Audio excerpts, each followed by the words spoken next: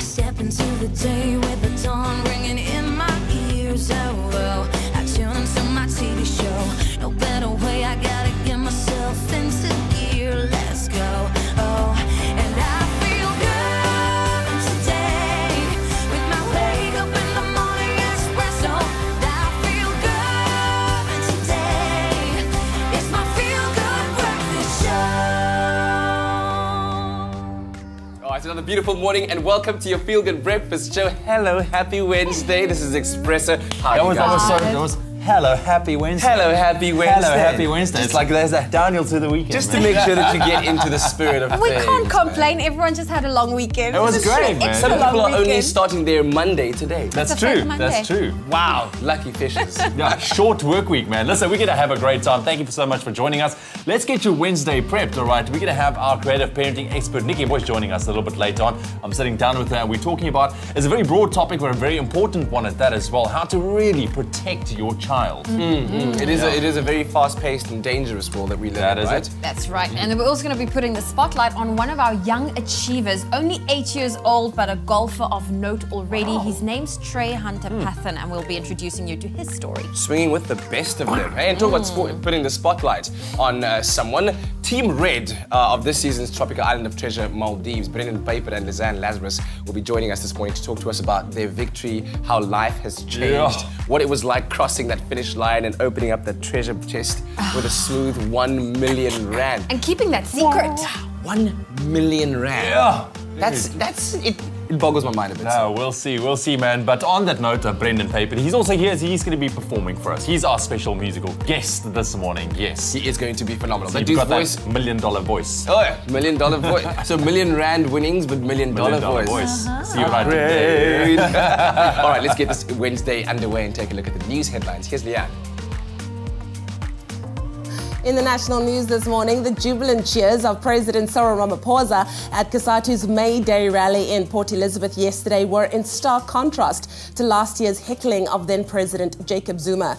The president used his speech to defend the national minimum wage. He said that while the stipulation of 20 rand an hour was not a living wage, it was a move which would lift 6.6 million workers who were currently earning below this.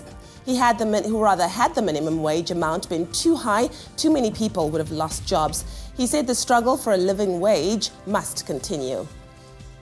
South Africa ranks 33rd worldwide in terms of total wealth and 38th worldwide in terms of the number of high net worth individuals with a wealth of 12 million rand or more, according to a report by AfriAsia Bank and New World Wealth. The report says South Africa is by far the most advanced and richest country on the African continent. The average wealth per capita among South Africans amounts to about 160,000 rand, which is the second highest level in Africa behind Mauritius.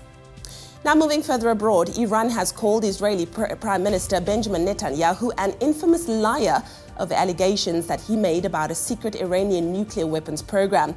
Netanyahu's revelations have split Western powers days before the US is due to decide on whether to withdraw from the 2015 nuclear deal with Iran. US President Donald Trump, who opposes the accord, has until the 12th of May to decide whether to abandon it or not. Other signatories to the deal, including the UK and France, say Iran has been abiding by it and it should be kept. And then finally, suicide bombers killed more than 60 people at a mosque and a market in northeast Nigeria yesterday in the town of Mubi. Police said that they suspect the Islamist group Boko Haram of being behind the attacks carried out by young boys. One of the explosions was inside a mosque as Muslims were preparing for afternoon prayers. Boko Haram has been waging a campaign of violence in an effort to create an Islamic state in the north of Nigeria since 2009. Well, that was your 6 o'clock news update. Let's get our very first look at what's happening in the world of sport. Here's Kat.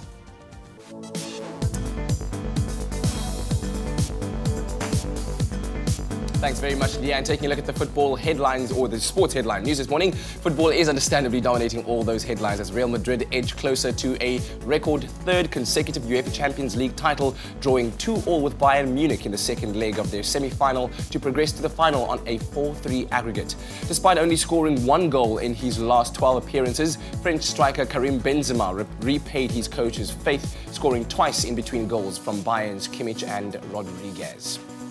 Now, Liverpool fans are going to be deciding, of course, their opponents tonight, or the team will be doing that, at 9:15 South African time, where Roma will have to repeat their 3-0 heroics of the quarterfinals against Barcelona after Liverpool's 5-2 dominance in their semi-final first leg. In an astute move to counter any backlash from last week's attack on 53-year-old Liverpool fan Sean Cox, still in a serious condition in hospital, yesterday Roma players trained wearing shirts bearing Forza Sean. The 5,000 Liverpool fans descending on the Italian capital will also be met by 3,000 police officers. Now, Premiership footballer Mo Salah has got another accolade. Of course, he doesn't need any motivation, having already scored 43 goals in all competitions. He now has completed the double, chosen as the Professional Footballers Association Player of the Year and being voted Footballer of the Year by the Football Writers Association. The first African player to take the honour, he beat out Man City's Kevin De Bruyne, who came in second, with Tottenham's Harry Kane in third place. And finally, in the IPL last night, the Royal Challengers Bangalore kept their hopes of a playoff spot alive, with their bowlers doing the damage in a 14-run win over the Mumbai Indians. Now rooted to the bottom of the log, the Delhi Daredevils welcome the Rajasthan Royals, who will also need a win to have any chance of making it through to the knockouts. And that's a wrap-up of the sporting headlines. More than a club, more than an appliance brand. Defy. Right, it is just a couple of minutes past 6 o'clock on your Wednesday morning. Let's quickly get you prepped with your weather and your temperatures. And for the northeastern regions today along the coast, and also for Gauteng, you can expect hot maximum temperatures. However, for the western province, you can expect cooler temperatures and also some showers expected in George for today. Your temperatures, Polokwane on 10 minimum, reaching a high of 23 degrees. Mbombela 14.27. Pretoria 11.23. Johannesburg on 10 minimum, reaching a high of 21 degrees. Mahikeng 10.24. Klerksdorp 8.24, Kimberley 9 minimum reaching a high of 25 degrees, Bloemfontein 6 minimum reaching a warmer 22, Richards Bay 16.27, Pietermaritzburg 12.28, Durban 21 with a maximum 27, Mthatha 9.29, East London 15 and a high of 30, Cradock 8.28, Port Elizabeth 14.23, George 13.21, Sutherland starting off on a cold 2 degrees minimum, staying cool with a maximum 18, Cape Town 12.18, Worcester 8 and a maximum of 20, Springbok 6.22, and Uppington on 11 minimum with a maximum of 30. That's a wrap of your weather for the 6 o'clock bulletin. We'll keep you updated throughout the course of your Wednesday morning. I'll bring you another look in half an hour's time.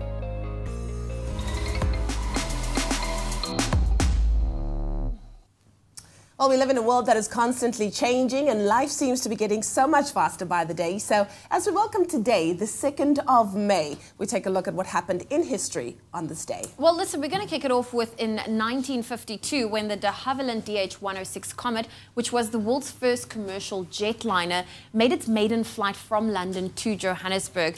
And today, most airlines are powered by jet engines, but it's still a special milestone that we celebrate today. Exactly. And then in pop culture history, this was the day in the Harry Potter series that the famous Battle of the Hogwarts took place. Now, J.K. Rowling, the author of the popular series, takes to Twitter every year, and that is on this day to apologize to fans for the series fans of the series for a death of a character who died in the Battle of the Hogwarts. I mean, that is dedication, right?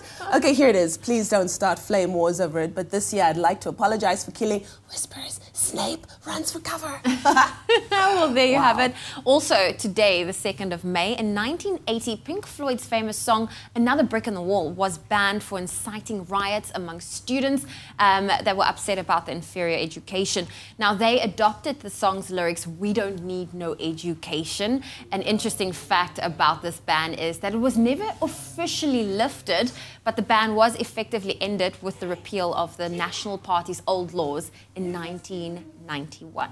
Exactly. Well, it seems like one of our teammates is inspired by that song. Well, that is our bite-sized dose of what happened on this day in history. Go out there, seize the day, and make it one for the books.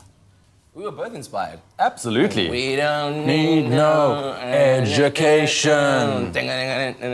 Hey. Okay, yeah, let's not continue with that one right now. What we will continue with is a quick break. We're going to take a moment in between. When we come back, creative parenting expert Nikki Bush joins us on the show talking about how to really protect your children. All right, and we also take a look at the story of a young golfer who, at 8 years old, a name you have to remember. Check out that swing, Trey Hunter Pathan. Wow, his name will be shining in light soon.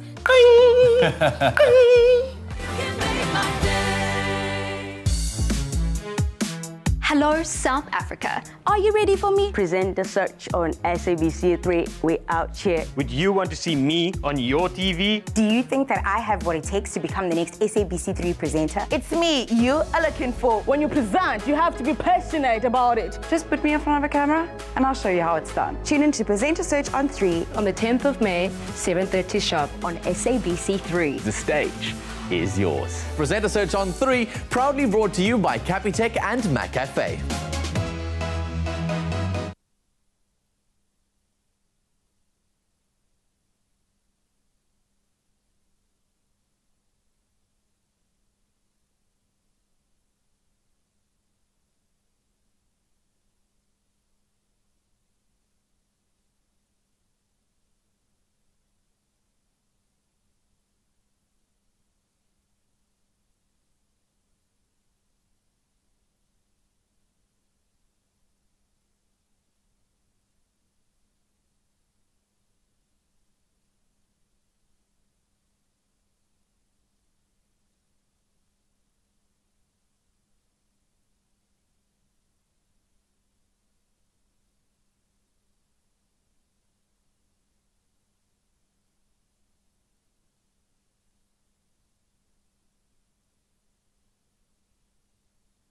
It's my feel-good breakfast show. Welcome back to your Feel Good Breakfast Show. It's Expresso right here on SABC 3. Time for us to take a look at what's happening on social media. Our very first post of the morning has these two handsome individuals in the kitchen. We love seeing them in the kitchen, but we do know that we are approaching winter, and winter's all about hearty, comfort food, casseroles, warming stews, and we want to know from you, what is your favorite winter meal? Let's see who kicks us off. Mtandeni says, morning team, mine are sugar beans, well cooked with garlic, green pepper, onion, and a bit of hot curry and samp. Ooh, child. Donay says, happy Wednesday, everyone. My favorite winter meal is pea and ham soup or red wine stew. Jose says, winter comfort food means warm, sticky puddings, soups, hot chocolates, with freshly baked bread, stews, and more. You guys are making me hungry. And let's end off with Johanna, who says, I like green bean stew and creamy butternut soup in winter. Whew. Okay, I think I'm going to go and have some breakfast because I'm officially hungry. Keep it coming. We want to know, what is your favorite winter meal? Sounds like a very good winter menu, if you ask me. Well, right now it's time for a very serious sit down and chat with our parenting expert, Nikki Bush, who joins us this morning to share advice on how to really protect your child in a fast-moving and very dangerous world. Right, now when we think of protecting our children today, we instantly think of their physical safety, both offline and online. But according to our creative parenting expert, Nikki Bush, that's not the only thing we should be considering. She joins us this morning to talk about this very important topic about protecting our children. Online, offline, you know, there's those scenarios. But what are some of the things that we focus on as parents to, or should be focusing on to protect and make sure our children are okay? Well, I think the things we traditionally look at that are the obvious things are things like road safety, fire safety, water safety, sun safety, you know, very sort of physical, interactive things where we can actually put up a barrier between our children and the world, or teach them skills where we can run between our children and the world, you know, catch them from running across the road, you know, that kind of thing. And when it comes to things like, you know, online behavior, we put parental control software in, but there are also other things that we call protective factors, traits that we need to develop within our children so that they can go on and lead a satisfying, successful and secure life within themselves. Because let's face it, you're not always going to be there. That's the thing. With your children to help them to navigate the world. Ultimately, we let our children go. Ultimately, we send them out into the big wide world, and they've got to be able to cope alone. Especially in the kind of a hectic times we live in nowadays. So what are some of those protective factors that we need to try and instill in our children? So the ones that we can influence, that we have a high degree of being able to influence. Things like, do they have a strong connection to family? Have they got a positive relationship with you, their parents? Do they have emotional skills? I mean, these are basics. Things like manners, things like being able to actually have a conversation. So bottom line is EQ, relationship skills and emotional intelligence. And then it's things like being part of a community. We can impact on that. So do we belong to, say, a religious faith? If we do, there's a whole community to support your child so they feel safe and secure. It might be that your child is part of a karate group, or goes to Scouts or Girl Guides, or is part of some group that gives them an instant form of community, so a network. And then some of the psychological things are, what are their stress management skills like? Do they have goals, things to hope for, things to work towards? So problem-solving skills is another thing. How do we deal with everyday life problems, life skills? So that just gives you a little snapshot of the kinds of things that we have the biggest ability to influence in our children. And there's so many out there, Nikki, like you were talking, as a parent, you're constantly on the lookout for potential dangers, like you mentioned, the physical ones. But now those protective factors where you have to teach them, I think is such an important kind of topic to kind of address, because, as parents, is this something that do come naturally, or is this something that you really have to hone in and focus on? I think that in days gone by, when parents spent a lot more time with their children, when people ate dinner together as a rule, it was easier to convey these things to your children in an everyday kind of a way. Today, we have to be a little bit more intentional, I think, because we spend less time with children. And that's why those family skills, the relationship skills, happen around a dinner table, for example. Make sure you eat together as often as possible. Use your time in the car. When you're with your children, alone with your children, to have conversations with them, to get them to do basic problem solving along the way. Like, for example, they've lost their blazer. Okay, so when was the last time that you wore it? Okay, so now we know where it is. Who can we phone? And if they're old enough, get them to make the phone call by themselves. Wow. All right, Nikki, thank you very, very much. We're going to continue with this conversation a little bit later on this morning, how to make sure to protect your kids properly. It's always great having our parenting expert in studio. Well, it's now time for us to play a little bit of a game with you on our Wednesday morning, our Emoji charades game. And we're asking you, is it a movie? Is it a song? Can you tell us what the title is, how many words is in it? But don't worry, we give you a few emojis and a couple of clues to help you out. Exactly, we got you. All right, so here are your clues. Now, this is a sequel in this American superhero franchise released this past weekend. Now, part 2 of this film is set to release in May 2019, and it made history on its opening weekend, smashing box office records and beating films like Fate of the Furious and Star Wars The Force Awakens. And then finally, a group of superheroes team up with the Guardians of the Galaxy to fight against one big bad guy. And of course, these are the emojis we gave you. We know it's a movie. Okay, but the thing is, I'm looking at the emojis. If I didn't listen to the clues, I would have thought it was a difficult one. But if you listen to the clues, it was a dead giveaway. Definitely. 3 words in the title. There's a shield. There's what looks like a diamond. And there are swords. So if we didn't give you the clues, it might have been just a little bit difficult. But you can let us know on our Facebook or on our Twitter, and make sure you use that official hashtag Expresso Show. Let's see who knows the answer to our emoji charades game. Still trying to figure that one out. Not quite sure yet, but good luck to you if you're going to be taking part in the game. Now, in the proud tradition of Gary Player, Ernie Els, Retief Goosen and Louis Oosthuizen, it looks like the future of South African golf on the world stage may very well come in a small package known as Trey Hunter Pathan, an 8-year-old who's absolute dynamite on the golf course.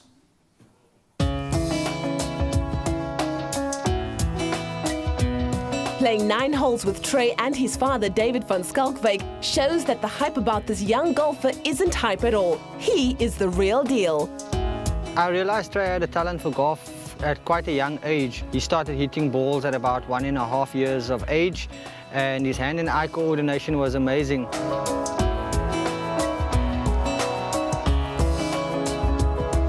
I like playing golf because it's my favorite sport.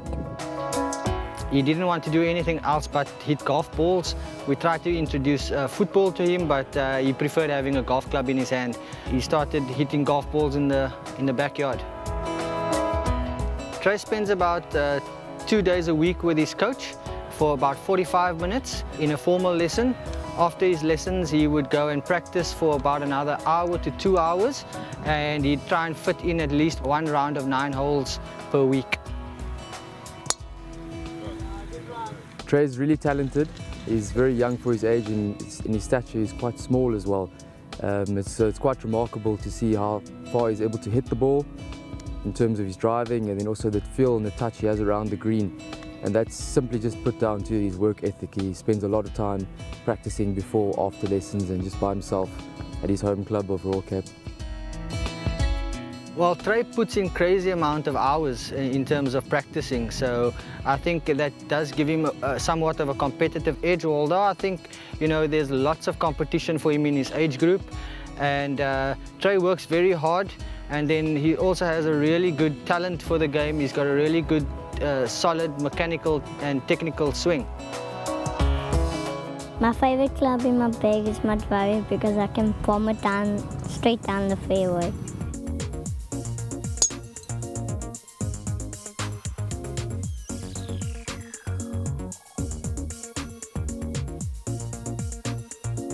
You know, ideally we'd like to keep him concentrated on being a kid, but when he gets into the golf course, he actually switches into machine mode. So where to from here? About 2 months ago, we played in the World Junior Championship qualifier in Johannesburg, which he came first in his age group then, which allowed him to qualify for the European International Championships, as well as the World Championships in North Carolina at the Pinehurst Golf Course.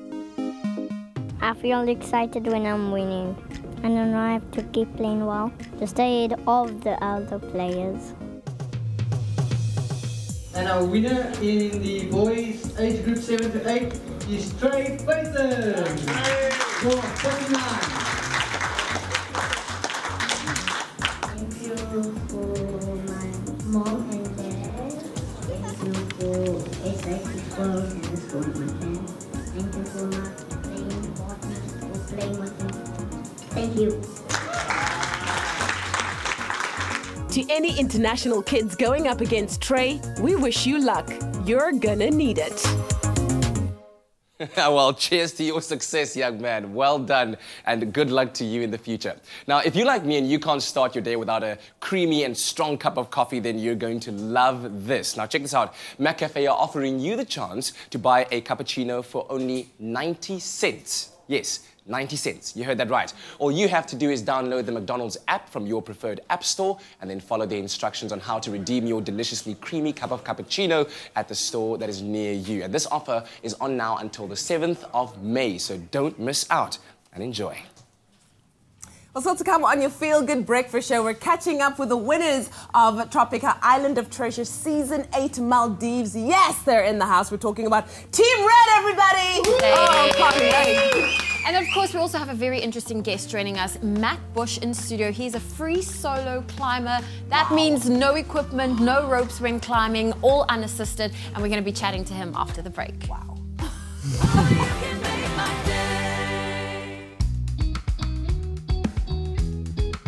More than a club, more than an appliance brand. Defy.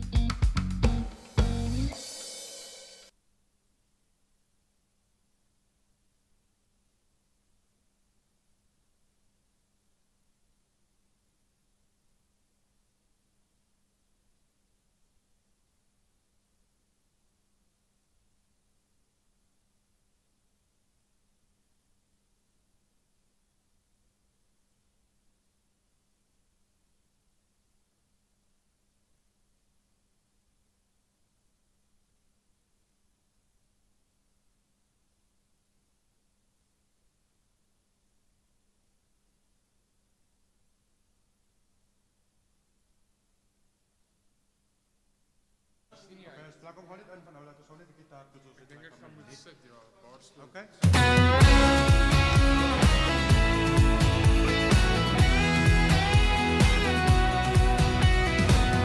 two, 1, 2. Kan zo mee draaien. Duidelijk zien, luister die Ferrari stem. Wat skreeu en sê, gaan wen met haar klippe kom ek doen den sweer. Swem, jy sterker as die strome ry. Jy saam met al die golwe staan. Jy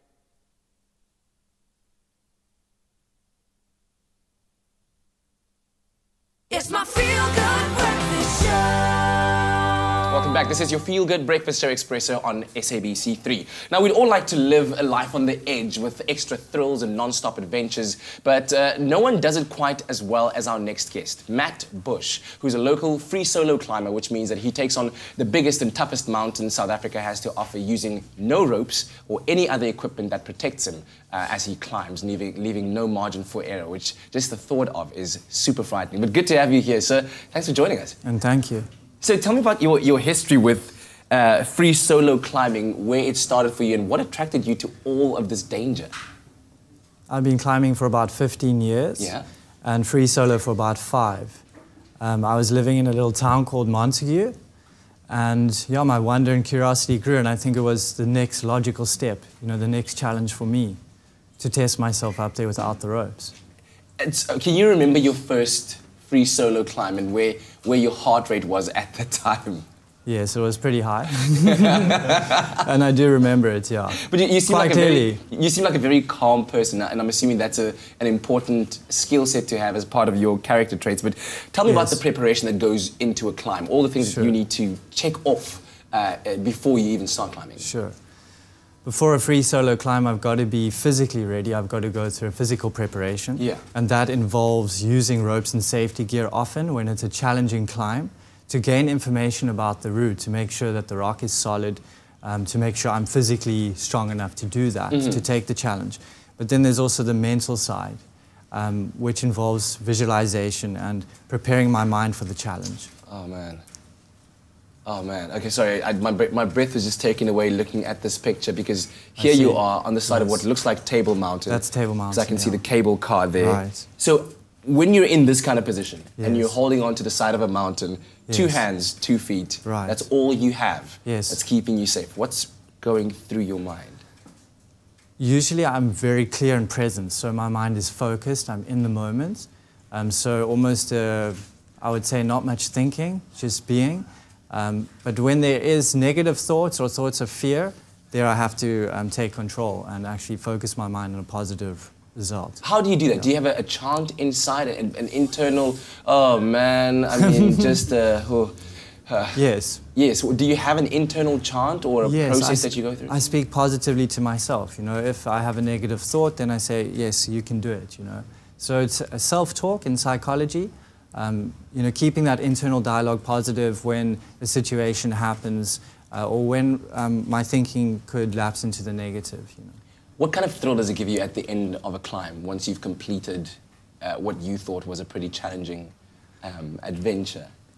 It's hard to describe in words, as you can imagine, but it's a feeling of personal achievement unparalleled to anything I've ever experienced. Man, can we just have a look at this picture quickly? Yes. It's almost just a slab of marble. It looks like it's clean. There's nothing to hold on to. I mean, you must have Spider-Man-like senses, dear. Thank you for the compliment. to be holding on to that.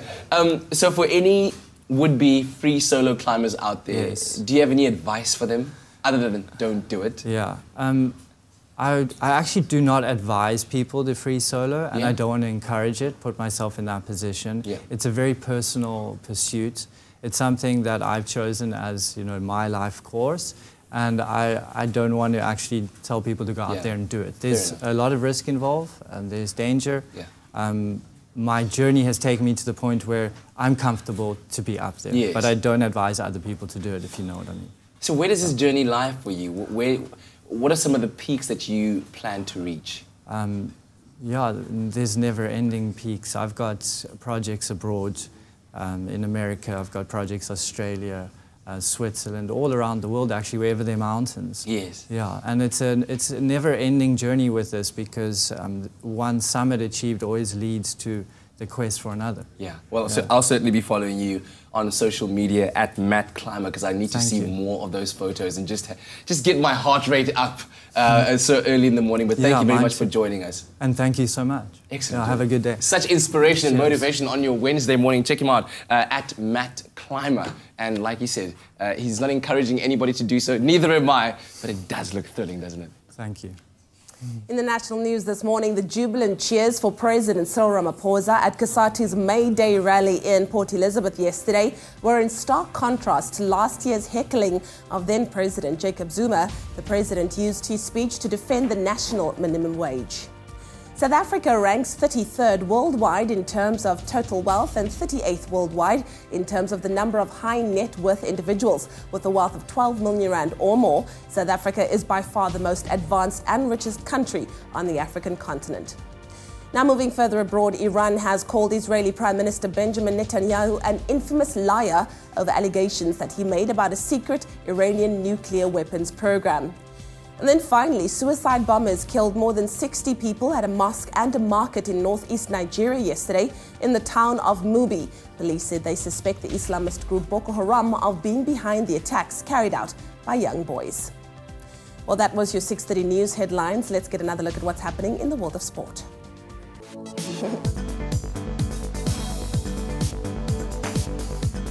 While still recovering from that interview with Matt Bush, let's take a look at the sporting headlines this morning. Real Madrid edged closer to a record third consecutive UEFA Champions League title, drawing 2-2 with Bayern Munich in the second leg of their semi-final to progress to the final on a 4-3 aggregate. Now tonight at 9:15 South African time, Roma will have to repeat their 3-0 quarter-final heroics against Barcelona after Liverpool's 5-2 dominance in their semi-final first leg. Now in an astute move to counter any backlash from last week's attack on 53-year-old Liverpool fan Sean Cox, still in a serious condition in hospital, yesterday Roma players trained wearing shirts bearing Forza Sean. Now also looking at a man in action who needs no additional motivation and of course having also scored 43 goals in all competitions, Liverpool's Mo Salah completed the double, chosen as the Professional Footballers Association Player of the Year and being voted Footballer of the Year by the Football Writers Association. And finally, in the IPL last night, the Royal Challengers Bangalore kept their hopes of a playoff spot alive with their bowlers doing all the damage in a 14-run win over the Mumbai Indians. And that's a wrap-up of your sporting news.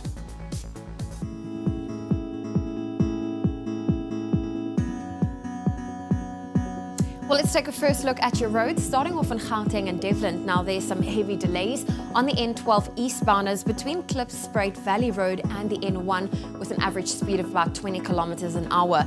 Then moving to the Western Cape in Khayelitsha on the N2 inbound, there's congestion between Spine Road and Portraits Quarry Road with an average speed of about 25 kilometers an hour. That should take you about 20 minutes of so's travel time. And that's where I leave your traffic for now. More coming your way in half an hour. Pharmadynamics, effective, affordable healthcare. Thank you very much, Zoe. Let's quickly take another look at your weather and your temperatures. It's a Wednesday morning, and it looks like the northeastern region along the coast and also for Gauteng can expect nice and hot temperatures for your Wednesday. And then for the Western Cape, cooler temperatures can be felt with a couple of scattered showers expected for George today. Your temperatures, Polokwane starting off on 10 minimum, reaching a high of 23 degrees. Mbombela 14.27. Pretoria 11.23. Johannesburg 10.21. Mahikeng 10 minimum with a mild maximum of 24 degrees. Klerksdorp starting off on 8 degrees minimum, also reaching a maximum of 24.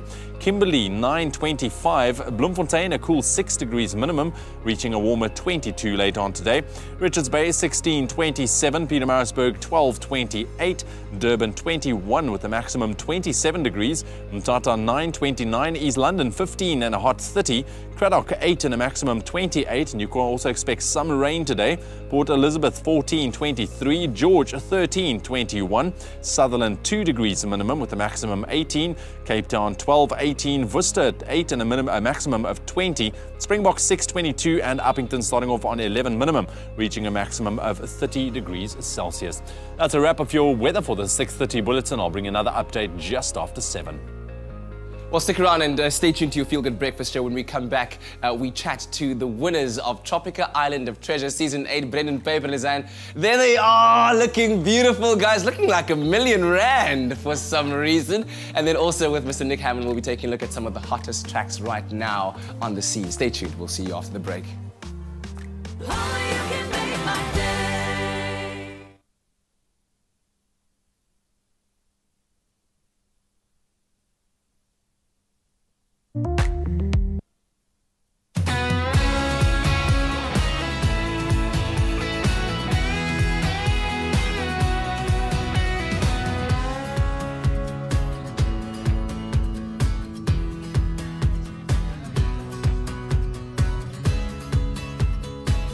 Skreeu en sê gaan wen met harde klippe kom met bloed en sweet swem.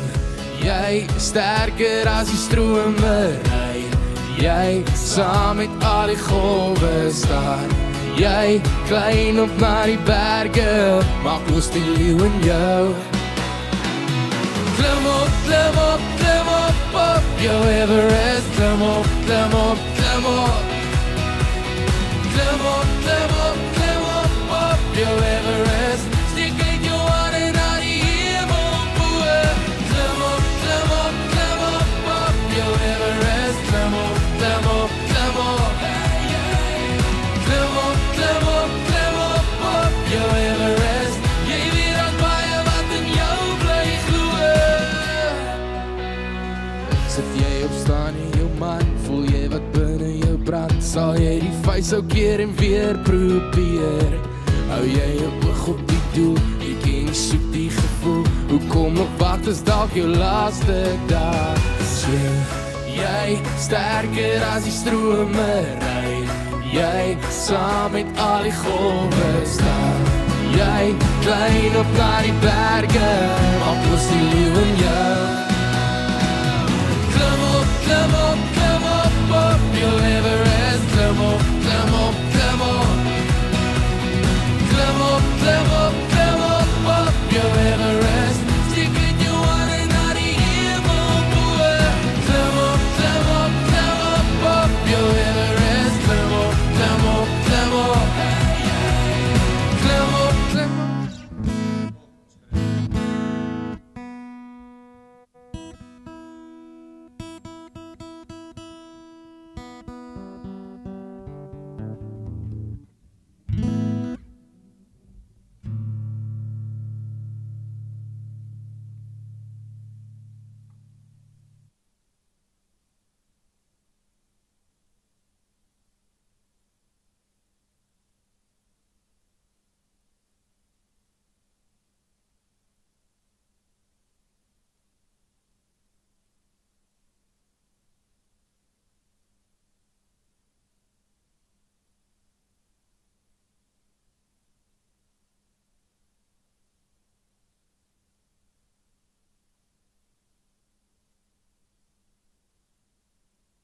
It's my Feel Good Breakfast Show.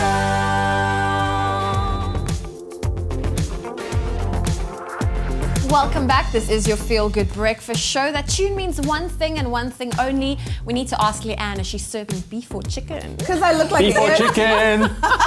No, there's no beef today. Good, okay. So we're going to go for chicken. We're going to keep it like that. Keep it clean. Keep it clean. Keep it clean. All right. I'm sure for anybody who's ever traveled abroad by themselves, you know that you have a certain feeling of fear, sometimes uncertainty, because you don't know traveling anyone. by yourself. Exactly. Well, that's what happened to the singer Donald, a South African singer who was in Los Angeles by himself at one point, and he experienced really, really hectic anxiety, like to the point that he got sick. He felt pain, and the only person that he knew was Kenny Lattimore. He called Kenny Lattimore up. Kenny Lattimore then came, took him to 3 different hospitals. He didn't know. Breek Afia.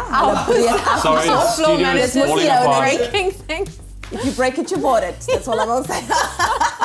And then Kenny took him to 3 different hospitals who did not know how to treat anxiety before he took him to like a really upmarket hospital. And they were like, don't worry, we see this all the time. We're like gonna help you. And all of this came to light while Donald and Kenny Lattimore were on Tumi Morake's show, WTF Tumi. And yeah, this was really cool. Of course, we know that Kenny was in South Africa to perform on Freedom Day. That's right. So that was really great. Thank you, Kenny, for looking after our boy. Yeah. He could have just like been lost. Yeah. It's important from anxiety on the side of the road. Like 3 hospitals? To connect. 3. Wow. I think he took him like to 3 like day hospitals and then took him to. At least he's okay now. Wonderful. Thank you, Kenny. Kenny's the man.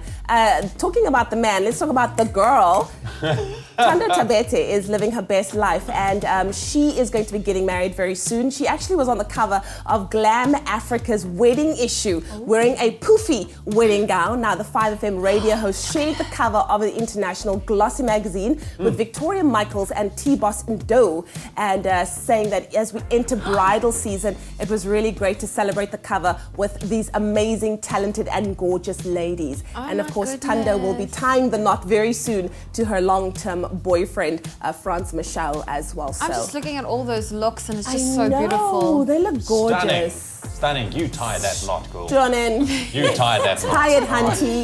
Nice and tight. That's a wrap of our local entertainment news. We'll get into the international side. No, I'm not going to say it. I'm not going to say it. We'll bring you international news later. Hunty. No. All right, this past Monday was certainly an exhilarating evening at 7:30 if you were tuned in to see the conclusion of Tropika Island of Treasure Maldives, which finally came to an end in one of the most physically and emotionally demanding finales I've ever seen. And Team Red reigned supreme and claimed a smooth victory. And on the couch joining us this morning, members of the winning Team Red, Brendan Peyper and Lisanne Lazarus, ladies and gentlemen. Woo! Look at those winning smiles both on the TV and here on the couch. Guys, welcome back home, welcome to reality, welcome to your winning life. Thank you so much. Has it really sunk in yet? No. I don't think it'll ever feel real. Yeah. I think the whole time, because we had to keep such a big secret, it literally just felt like another challenge that we did. But watching it on Monday was absolutely surreal. Yeah. Tell me about how difficult it was keeping that secret from last December. How did you do that? There was an entire festive period to go through. How did you manage? Yeah, it was difficult, but obviously I'm gonna be honest. I told my parents, but yeah, they have that way to just get it out of you. Yeah. But yeah, nobody really tried to. Well, there was media that tried to figure out. Of course. But yeah, you just tell them to watch the show. Yeah. I want to get back to the show, and we were watching that scene when, this is now the victory after you've just opened up the treasure chest. But just before that, you had your back towards Team Yellow. They had their backs towards you because you were both trying to figure out that puzzle, the 3D pyramid puzzle. When it came together and you heard me say, Team Red wins Tropika Island of Treasure. We didn't know that it was the right way to build that thing. Oh my word. Yeah, because it just fell into place. It just fell into place. When I said it, what shot through you? Because it was quiet, there was a bit of a scream, there were tears. What was going on? I still remember Brendan said nothing. He just walked away and I was like, what just happened? Is this thing...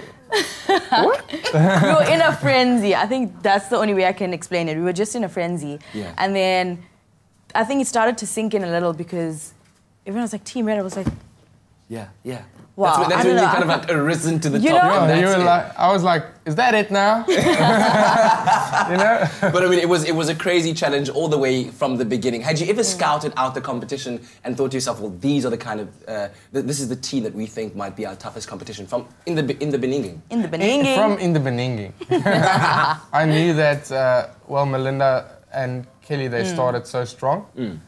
And then when they fell out, which wasn't expected at all, then like Rudy and I just took over. Yeah. And they started winning and doing so well for themselves. And they were obviously the biggest competition for us. Yeah. And you did have your ups and downs because there were days when you weren't really at the top of your game. In fact, during that finale, you had a massive lead because Team Yellow had forgotten one of their clues and they had to run back, and they still made it back while you were busy working on it. Yeah. Did you? Yeah, I did. But you know, I started stressing when they came out, but then you told them to go back because they didn't find their latest clue, or their last clue, before they had to go to the pier. Yeah, yeah. But there I started, thinking, well, we have time now, and then they came. Yeah. And then. Well, you guys were such, you were such an incredible team. It was great watching you quietly just going through the motions and quietly motivating each other. There was no, hey, do this, you know. It was just kind of like there was an unspoken communication between the two of you. So how's life changed now that you're back? You, I guess, communally R1 million richer, half each. How's life changed? For me, it is so weird just going to the mall. Like before, I just go with the hair up in a bun, flip-flops. Now I'm like, no. Because people see me, they're like, aren't you Team Red? I'm like, I am. And they're like, my granny loves you. I'm like, wow, thanks. But it is quite incredible, people noticing me. And yeah, it's just super, super cool. And people keep asking me, are you in Brendan an item? I'm like, no, sorry guys. It's an awesome experience to actually realize how many people watch the show. It's amazing. Because everywhere people recognize you from this show. Yeah, yeah. It's insane. Listen, you put it out there now, and I have to ask, just to make it officially unofficial, official, you guys, are you guys together? What? As a team, yes. We're always together as a team, man. Very smooth, very smooth. But here they are, guys. Team Red, winners of Tropika Island of Treasure, Maldives. So amazing to share this moment with you now, and of course on the island as well. And we look forward to a performance from you a bit later on, sir. And also stay tuned because we will be interviewing Team Yellow, who are also joining us this morning on your Feel Good Breakfast show. Exciting stuff indeed. Right now, though, let's quickly take a look at your local and international charts. It's the 5FM Top 40. And both Lady Zamar and Lockenville make re-entries into the charts. And Drake is dominating with 2 tracks in the top half. But can either of them make it to the #1 spot? Let's find out. Here's Nick Hammond. Hey, what's going on, you guys? It's me, Nick Hammond, and I'm back to recap the 5FM Top 40 from this past weekend, the biggest songs in music on local radio. And like we always do, we waste no time by jumping straight in and looking at the brand new entries onto the charts. Speaking of which, at number 39, it's new from Dua Lipa and Calvin Harris, music called One Kiss. One kiss is all it takes, falling in love with me. Then the second new entry pickup chosen to highlight today came in at number 23. It's off Cardi B's latest album, teaming up with J Balvin and Bad Bunny. The tune is called I Like It.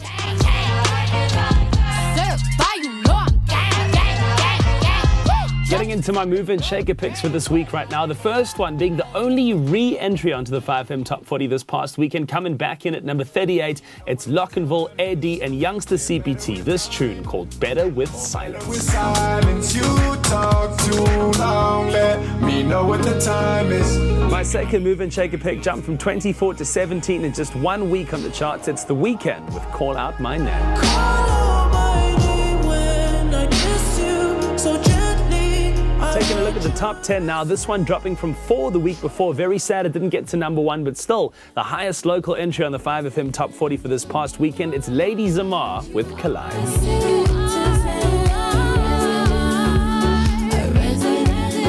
Coming in at number 9 this week on the 5FM Top 40, it's Khalid and Normani with Love Lies. Baby, tell me why you love lies. Waste a day and spend the night. His debut album is finally out. He's smashing streaming records on Spotify. Coming in at number 8, it's Post Malone and Ty Dolla $ign with Psycho. Take you to the smoke shop, we gon' get right.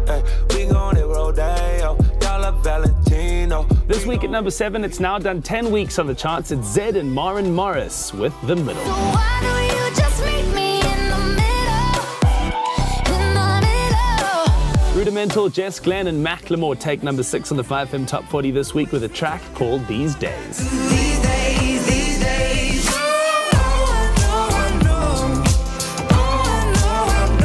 Coming in halfway through the top 10 on the 5FM Top 40 for this past weekend, Lil Dicky's teamed up with Chris Brown. This tune is called Freaky Friday. I can't believe that it's Freaky Friday. It's Freaky Friday. Next up, a huge tune after just 2 weeks on the charts. It's gone from 13 to number 4. It's Drake, Nice for What.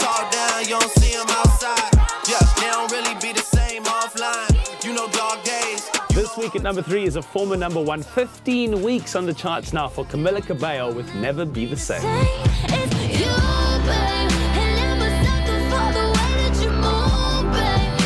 There's a lot of talk that this might go to number 1 next weekend. We'll have to wait and see. Right now at number 2, it's Marshmello and Anne-Marie with Friends. Haven't I made it obvious? Haven't I made it clear? And just like we always wrap it up, guys, as always, thank you so much for watching. Make sure you keep listening to me, Nick Hammond, on 5FM's Hammond Time, Monday to Friday, 9 to 12, and of course, every Saturday, 10 a.m. to 2 p.m. to find out who's going to take that number 1 spot on the 5FM Top 40. And speaking of which, after 13 weeks on the charts, he's back at number 1, his second appearance in the top 10 this week. It's Drake with God's Plan. God's plan, God's plan. I can't do this on my own, hey, no, hey. Someone watching this shit close, yup, close. I've been me since Scarlet Road, hey, God's plan.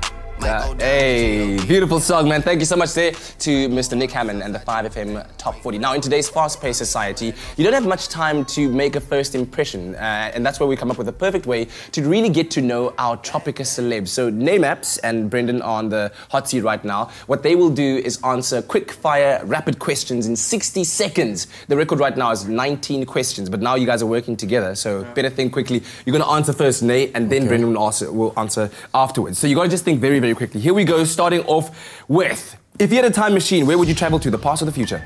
The future. Beach getaway or wild retreat? Beach getaway. Wild retreat. Iron Man or Captain America? Captain America. Captain America. Chocolate or vanilla? Ooh, vanilla. Vanilla. Summer or winter? Winter. Summer. Toilet roll over or under? What do you mean? It's a question. Over. Pineapple on your pizza or now?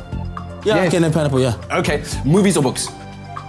Both. Movies. Movies. Kendall Jenner or Kylie Jenner? Kylie Jenner. Oh, sweet or salty? Sweet. The last album you bought?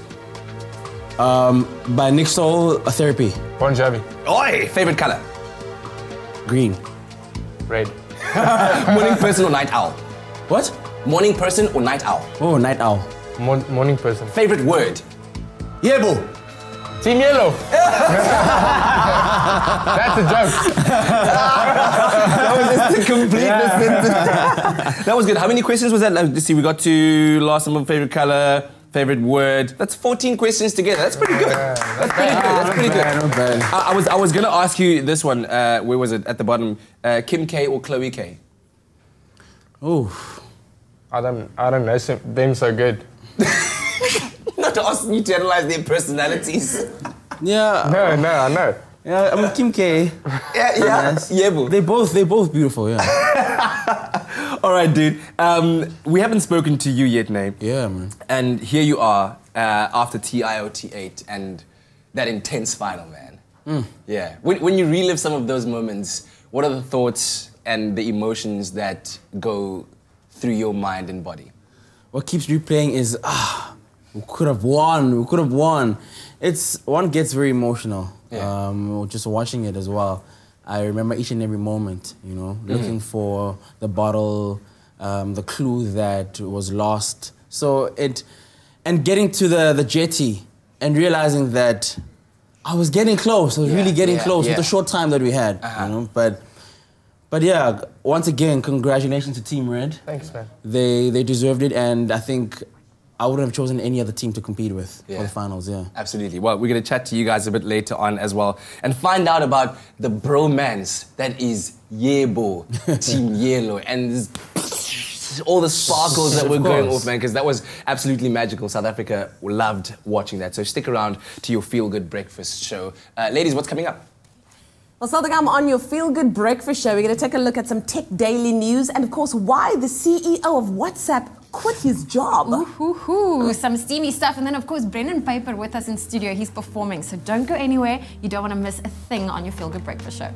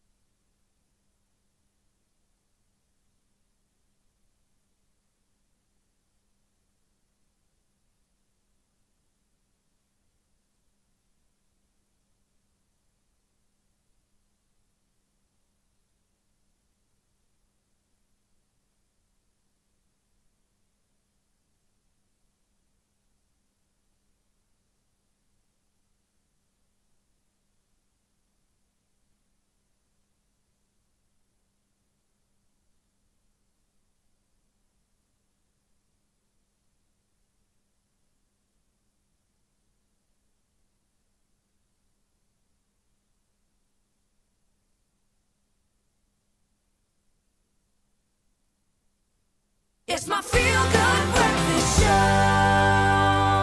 Welcome back to your Feel Good Breakfast Show. Yes, we're live, large, and in charge. As you can see, we keep it real here. Brendan is busy tuning his guitar to make sure that every single string is right. Is that right? Ek tune jou gitaar, my maat. Oh yeah, this is my guitar. I brought the guitar, but I haven't played it in a while, so the strings might be a little bit funny and flat. But he's about to perform for us this morning, and he is ready. Right now, one of your latest songs, right? Yeah, called? This is Klim Jou Everest. Klim Jou Everest. Sir, take it away. Thanks.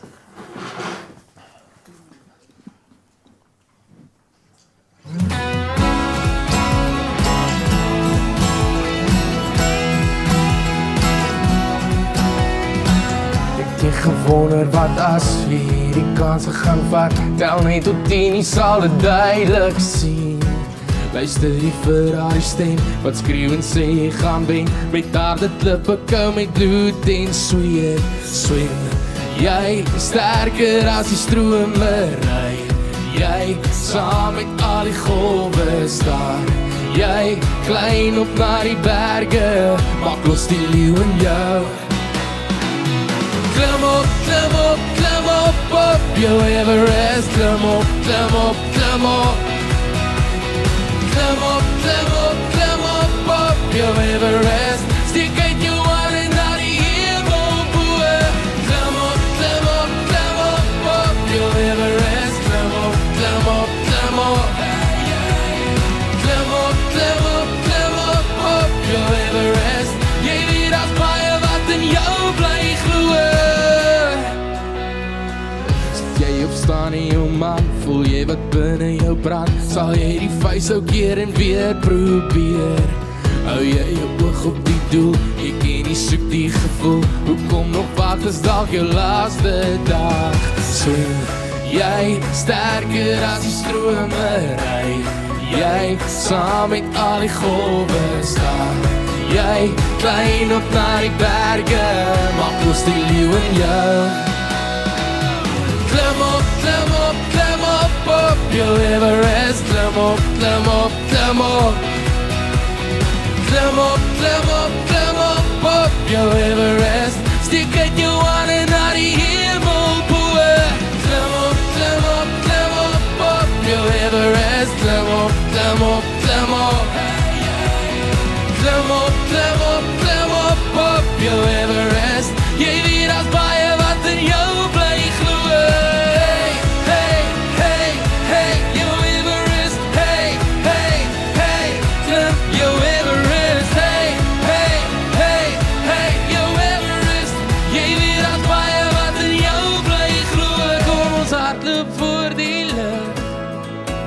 Kom ons steek die vure aan. Hou ons so naby en glo. Klim op, klim op, klim op. Klim op, klim op, klim op. Klim op, klim op, klim op op jou Everest. Steek uit jou hande na die hemel bo. Klim op, klim op, klim op op jou Everest. Klim op, klim op, klim op. Klim op, klim op, klim op op jou Everest. Jy weet as baie wat in jou bly glo. Hey, hey, hey, hey, jou Everest. Hey, hey, hey, klim jou Everest. Hey, hey, hey, hey, jou Everest. Jy weet as baie wat in jou bly glo.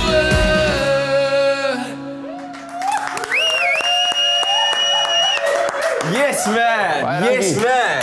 Brand new music there from Brendan Peyper. Lekker song, dude. Thank you, man. So what inspired that? Well, I think it was the journey through Tropika. Yeah? Yeah, it was one big challenge, and if I look back now, it was a mountain. It was something that lied before us, and we just had to climb it. Yeah, man, just and had you to did. push through. And you did so beautifully. Have you performed the song before crowds? Yeah, this is the second time I performed this song, yeah. And what's been the reaction? Obviously, everyone here is loving it. It was really amazing, and the video launched on YouTube like 5 days ago. So, Awesome. Yeah, it's still new, and the reaction is very good. Excellent stuff. And so check it out. Go online and check out Brendan Peyper's Everest. Brand new music, and you heard it here live on your Feel Good Breakfast Show. Let us know what you thought about that performance on our social media platforms. And of course, use hashtag Expresso Show. We'll have more from Brendan a bit later on. In the national news this morning, the jubilant cheers for President Cyril Ramaphosa at COSATU's May Day rally in Port Elizabeth yesterday were in stark contrast to last year's heckling of then-President Jacob Zuma. The president used his speech to defend the national minimum wage. He said that while the stipulation of 20 rand an hour was not a living wage, it was a move which would lift 6.6 million workers who were currently earning below this. Had the minimum wage been too high, too many people would have lost jobs. He said the struggle for a living wage must continue. South Africa ranks 33rd worldwide in terms of total wealth and 38th worldwide in terms of the number of high net worth individuals with a wealth of 12 million rand or more, according to a report by Afrasia Bank and New World Wealth. The report says South Africa is by far the most advanced and richest country on the African continent. The average wealth per capita among South Africans amounts to about 160,000 rand, which is the second highest level in Africa behind Mauritius. Now moving further abroad, Iran has called Israeli Prime Minister Benjamin Netanyahu an infamous liar of allegations he made about a secret Iranian nuclear weapons program. Netanyahu's revelations have split Western powers days before the US is due to decide on whether to withdraw from the 2015 nuclear deal with Iran. US President Donald Trump, who opposes the accord, has until the 12th of May to decide whether to abandon it or not. Other signatories to the deal, including the UK and France, say Iran has been abiding by it and it should be kept. And then finally, suicide bombers killed more than 60 people at a mosque and a market in northeast Nigeria yesterday in the town of Mubi. Police say that they suspect the Islamist group Boko Haram of being behind the attacks carried out by young boys. One of the explosions was inside a mosque as Muslims were preparing for afternoon prayers. Boko Haram has been waging a campaign of violence in an effort to create an Islamic state in the north of Nigeria since 2009. Well, that was your 7 o'clock news update. Here's another look at what's happening in the world of sport with Kat.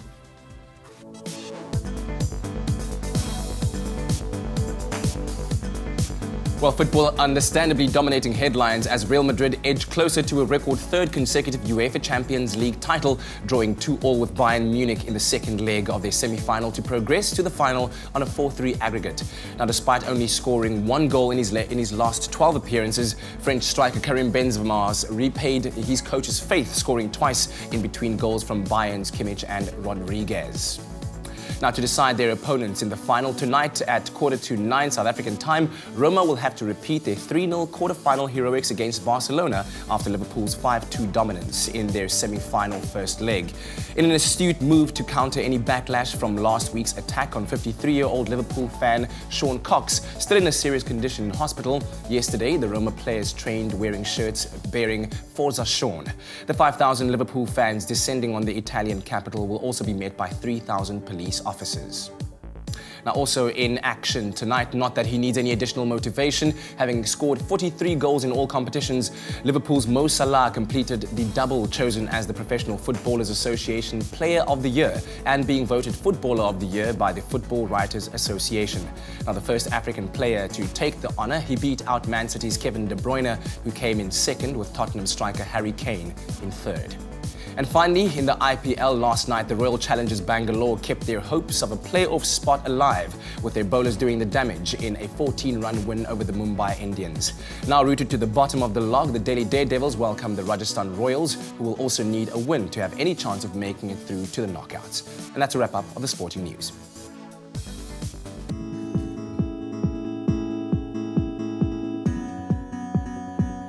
Thank you, Kat. Well, let's take another look at your roads. In Gauteng, Germiston, there's been an accident on the N3 northbound. It's before the Geldenhuys interchange and it's causing delays from Voortrekker Road. Then in the Western Cape and Ottery on the M5 northbound, there's congestion between Ottery Road and the N2 interchange. That's where we leave your traffic for now. More coming your way in half an hour. Look around. Life is beautiful. The Hyundai Tucson.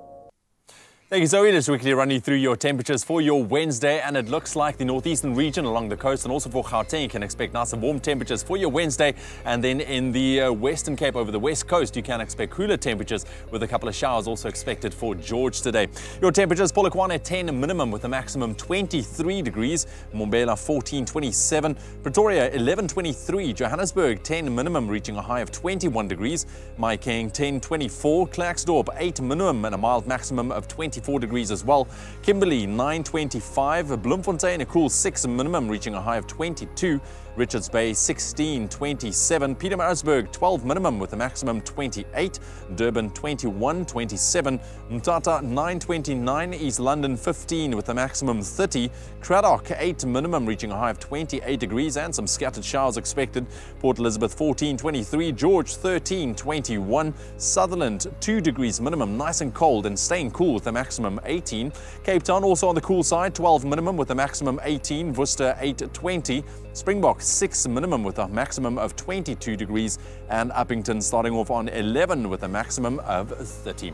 That's a wrap of your weather for the 7 o'clock bulletin. I'll bring you another update in half an hour's time. All right, well, right now it's time for us to take a look at those funny, interesting and random stories that we've stumbled across on social media that will hopefully put a smile on your dial. So, ladies, what do we have this morning? Have you ever heard of a maternity shoot? No. A maternity? A maternity. I've never heard of it before. A guy by the name of Chris Wow. Urena and his wife found out that they were going to have a baby, and Chris's wife was like, you know what? Wow. I don't want to have a maternity Wow. shoot. So Chris was like, I am, what's the word? Wow. I'm voluptuous. Oh, okay. So I'm going to have one. Wow. For Take one us, for the and this team. was what he did, and this is now what Wow. is being termed a maternity Wow. shoot. Why? Ooh, hunty. No, I mean, Hunty. wow. Look at that. Due in June. June the 11th. I don't Would know. you? Would you do a maternity shoot? I don't. You're lost for words. I don't understand. Okay, I could. Let's This talk is about. epic. Oh no, This please is don't. epic. Just This take is that off the epic. screen, right? I'm sorry if you're having breakfast at home right now. Oh, go, Chris. Okay, well, I promised you a cat story. Of course, I'll bring you a little kitty cat story. Have you ever tried to hold in a sneeze? I mean, it's pretty difficult, and then or sometimes you wait for a sneeze to come and it just wouldn't come. Yeah. Well, it was caught on camera, this cute little cat holding in his sneeze, and eventually it came. So just take a look at him. He is When so his cute. sneeze gets He's like, stuck. look. Is it coming? Is it coming? Go fetch it. Ow! There we go. Oh, wait for it. We've wait all for it. had these Wait for moments. Whoa! Sounded like a gunshot. Why did Wait, you do that? was the cat going? Yeah. I heard her voice. Yes. Wait, do cats do that? I have no idea. It's the first time I'm seeing a cat trying to I've get a never sneeze heard a out. cat go. Well, listen, this video has been shared over 15,000 times, received 1.3 million views, so it's All right. entertaining. Well, from cats to dogs, we know that dogs are man's best friend, and none are as good and as the humble guide dog. They are entrusted with a great responsibility of taking care of their owners. But even the best of guide dogs can sometimes also, fall victim to the good old mole. This is Ty. I want to go in there. Ty, who apparently whenever Ty takes Michelle to the mall, always goes into this pet store, and it's called the Cool Dog Gear. So this apparently happens. he's just like, all the let's time. just go in we here. need Let's go in to here, go Mama. here, and like, what are you doing here, ma'am? It's like, no, my dog brought me here. is You have a special on hilarious. treats. Yeah. Anyway, those are some of the stories and hashtags and videos that we've found online. Share yours with us on Facebook and on Twitter, and then always use hashtag Expresso Show. Fun stories indeed. Thank you very much, guys. We're going to be taking a quick moment in between. Don't go anywhere. When we come back, it's time for some tech news on your Wednesday morning, and we find out why the CEO of WhatsApp quits his job. What on earth? That's a big story right there. And also, of course, with the winter months approaching, nice and cold temperatures, we're going to show you how to turn your ordinary soups into absolute masterpieces in the Expresso kitchen, coming up next.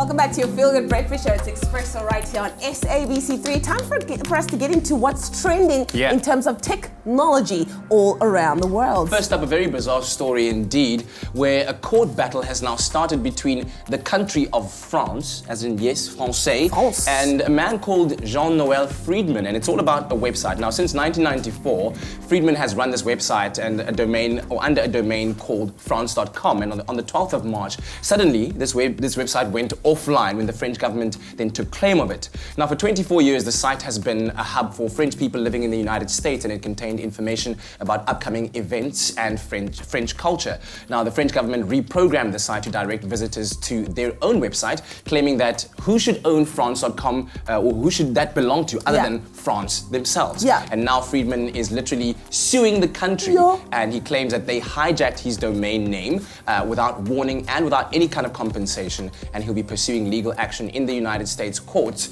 and has even started a new website called unfairfrance.com, which tells the history of his website and how it was taken from him. Website expropriation without compensation. Wow. Hey, it's a thing, guys. Wow, I can't believe you just dropped that bomb, but it's very, very relevant because that's what it is. Well, more controversy abounds, and it continues at Facebook headquarters, and now WhatsApp is also in the firing line. Now, on Monday, it was revealed that the co-founder and CEO of WhatsApp, Jan Kim, quit the company that he helped to build. Now, WhatsApp has been owned by Facebook since 2014, and while Kim claimed that he is just taking some time off to enjoy the things he loves outside of technology, according to the Washington Post, he indeed left due to a clash with Facebook over disagreements about privacy and encryption.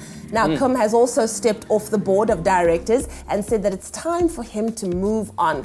Question is, what does this mean for the future of the world's most popular messaging service? I suppose only time will tell. Interesting stories there from the world of tech. Let us know which stories have caught your attention, and of course, always use hashtag Expresso Show. More than a club, more than an appliance brand. Defy. Now, while breast cancer awareness is thankfully on the rise around South Africa, women need to undergo mastectomies, then face the complex practical and personal issues of wearing a breast prosthesis. Now, mechanical engineer Niele Nkulise wanted to help. Let's find out how she got it. Niele is a social entrepreneur who saw that women needed something better than what the market was giving them. She realized that 3D printing was the solution. I've always had a passion in healthcare. Coming from an engineering world, I believe that with the rise of tech and with the rise of, the startup ecosystem, I felt that there needed to be collaboration within healthcare and engineering for us to drive development in ensuring that we improve the quality of healthcare in South Africa and Africa at large. The beauty of 3D printing technology is the freedom of going straight from your computer-aided design of the model as it is, and is printed exactly like that in a 3D printer. So it gives a designer or an engineer or anyone using 3D printing the ability to just get a model as a CAD model from a computer and get it printed as it is in a 3D printer. And we have seen just the rise on machines that are able to create quality and perfection just like the design. These prosthetics are produced to be more cost-effective and available more widely to people from all economic backgrounds. The immediate goal is to 3D print enough for 1,000 mastectomy patients by October this year. When we did the breast implant, our focus was looking at different materials that could offer women comfort and lightness, because the breast implants that were in the market right now were made from silicone gel, which some women would find quite heavy. So with the product, it was a combination of different materials that we took some time to find a quality product that is lightweight, is comfortable, and it provides ease of use. In 2015, Niele won an SAB Foundation Social Innovation Award, but the journey of entrepreneurship wasn't always easy. I've always been someone who is passionate about design. So my focus had always been in product development. But in business, it's not just product development that is essential for you to reach a certain level of your growth. Because I had made focus on product development only, I then neglected the most important aspects of the business. So I think there was a point in my life where I just had a beautiful product and a failing business. What I've learned from my mistakes, most particularly, was collaboration. When you find people who call you and say, I'm inspired by your story and I want to be part of your journey. And you tell them, but I'm still little, but they say, I will grow with you. That is something that I have learned, that one needs to surround herself with a network of people who care about your development. I've been working here for a couple of months. Being a new graduate, it's been a good working and learning experience, especially working in a vibrant team like this. Young people, you know, you always get inspired. When you meet people like Nelly Nkolisi, working for someone young and to see how much she's achieved at such an early age, you know, it's very good for us, or per se for me as a young entrepreneur as well. She's helping me build my own company, my own organization as well. So I've learned so much since I started working here. As one of the World Economic Forum's top African female innovators, Nelly encourages other ideas people to be bold. The word of advice I have to young people wanting to enter the journey of a business, being entrepreneurs, is just do it and allow yourself to learn along the way. From your failures, from your successes, you need to have that strong willpower to keep making it against all odds. If you think little, you will get little. If you think crazy and think big, you will get big. Even if you don't get big, you just sit around the middle where people who think little may never reach. Having created one socially impactful business, Nelly sees leg prosthetics as the next frontier in 3D printing.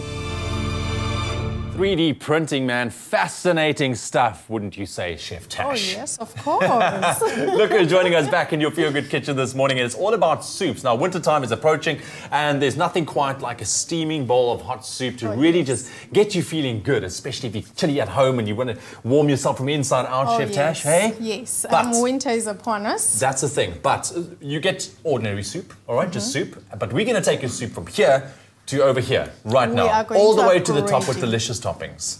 We are going to upgrade you. Let's upgrade, Tash. Okay, we are going to be making a French loaf, and it's a very simple dough. Okay. We've got our flour, it's 3 cups of flour. Right. And we are just going to hoy everything Just in there. hoy it in. So we've got salt, we've got yeast, and we're going to have just a little bit of olive oil, like a spoonful. Right. Okay, so to make our dough nice and soft. We already have our croutons there that are brushed with butter, a little bit of garlic and oregano. So I'm gonna need for you to please blitz it for me. We've got some crumbed, bacon, as well as some onion. Okay, cool. Yes. So the croutons that we made, this is as a result of the loaf that we have Of made. the loaf that we are going to make, yes. Okay. So basically, what else goes in there? Just a little bit of... It's yeast, it's Clover, our milk. We are going to have 1.5 cups of that milk. Okay, some fresh full cream milk. Yes. Salt, as well as a little bit of olive oil. So basically... just to make it nice and pliable. All right, so a bread dough, that's what we make. We bake the bread and that's it. So we have half here. What have you done with these ones on the side? We've got the croutons with parmesan and a little bit of paprika. So that is how we are going to upgrade our soups. As today, we are just going to use the croutons. We are going to blitz that, and you can use that to top any soup, but today we're using mushroom soup. Okay, all right. Oh, and a good mushroom soup as well. So we're going to go with all of these croutons. Yes. So we're making a, what is this called? Like a crumb. Like it's a crumb. You can use that to top most of your soups. And the nice thing, it keeps in your fridge for quite a bit of time. Yeah. So you don't have to make it all the time. All right. So this is going to be interesting. I've never made a crumb like this before. Yes. All right. Bacon and garlic, butter and oregano, match made in heaven. That's it. Okay, let me just keep our work surface nice and clean as well. Yes. Okay, here we go. Now let's see if this comes together nicely. I'm going to quickly blast this up. Okay. You ready, Chef Tash? Let's see. We ready. Bit of a shake there. Let's not.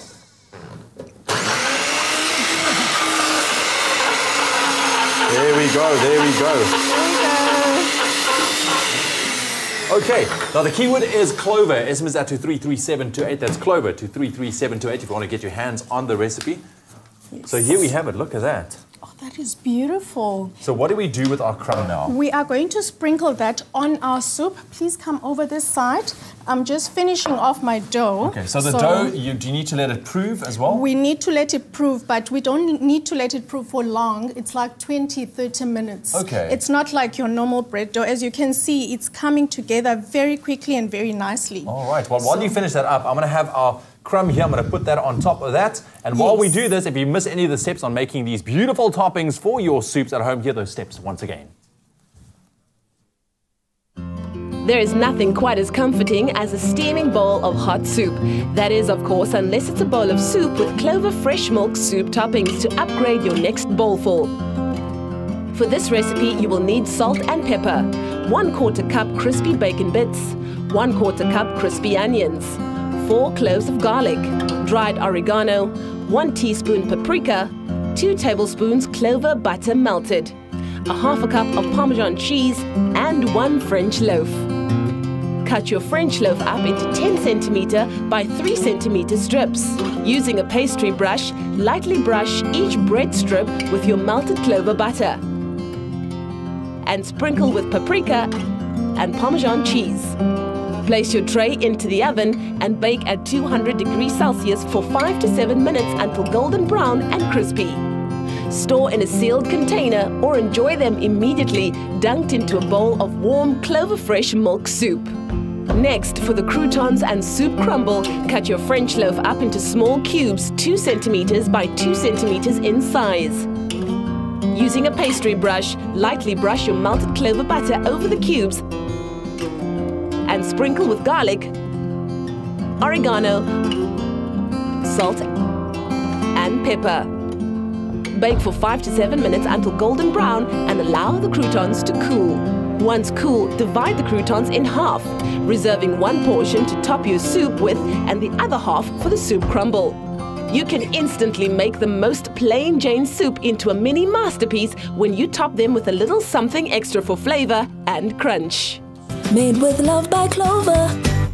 And that keyword, once again, it is Clover. SMS that to 33728. And this is how you take your soup from ordinary to extraordinary. Look at that crumb right there. Tash, thank you very, very much. The keyword is, once again, Clover to 33728, but we need to get somebody in here to test it, and that person is the very lucky Hamilton, program manager for SABC3. Get in here, my brother. Looking smart. Good morning. Welcome. Well, thanks. Nice to see you, my man. Listen, I know we're going to be chatting to you a little bit later on as to what it takes to be the new face of SABC3. Presenter search on 3. That is why this man is representing this morning. But get in there, man. You got to let us know what it takes. Have you had breakfast? No, this is my first. Good. So homemade croutons, some mushroom soup. Wow. Yes? Beautiful hair. Right. If Hamilton gives it the thumbs up, you know it's good. Nice to see you, my friend. Check it out, Clover to 33728. You can also check it out on our website, expressoshow.com.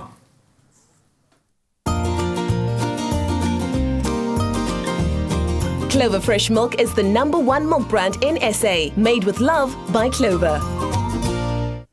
Well, still to come on your Feel Good Breakfast Show. You saw him now in the kitchen. We've got SABC3 program manager Hamilton Ngubo in studio, and we're talking about presenter search and, of course, finding new SABC3 talents. Yep, and then also we find out about the biggest bromance that South African television has ever seen. #Yebo, Team Yellow. Stay tuned.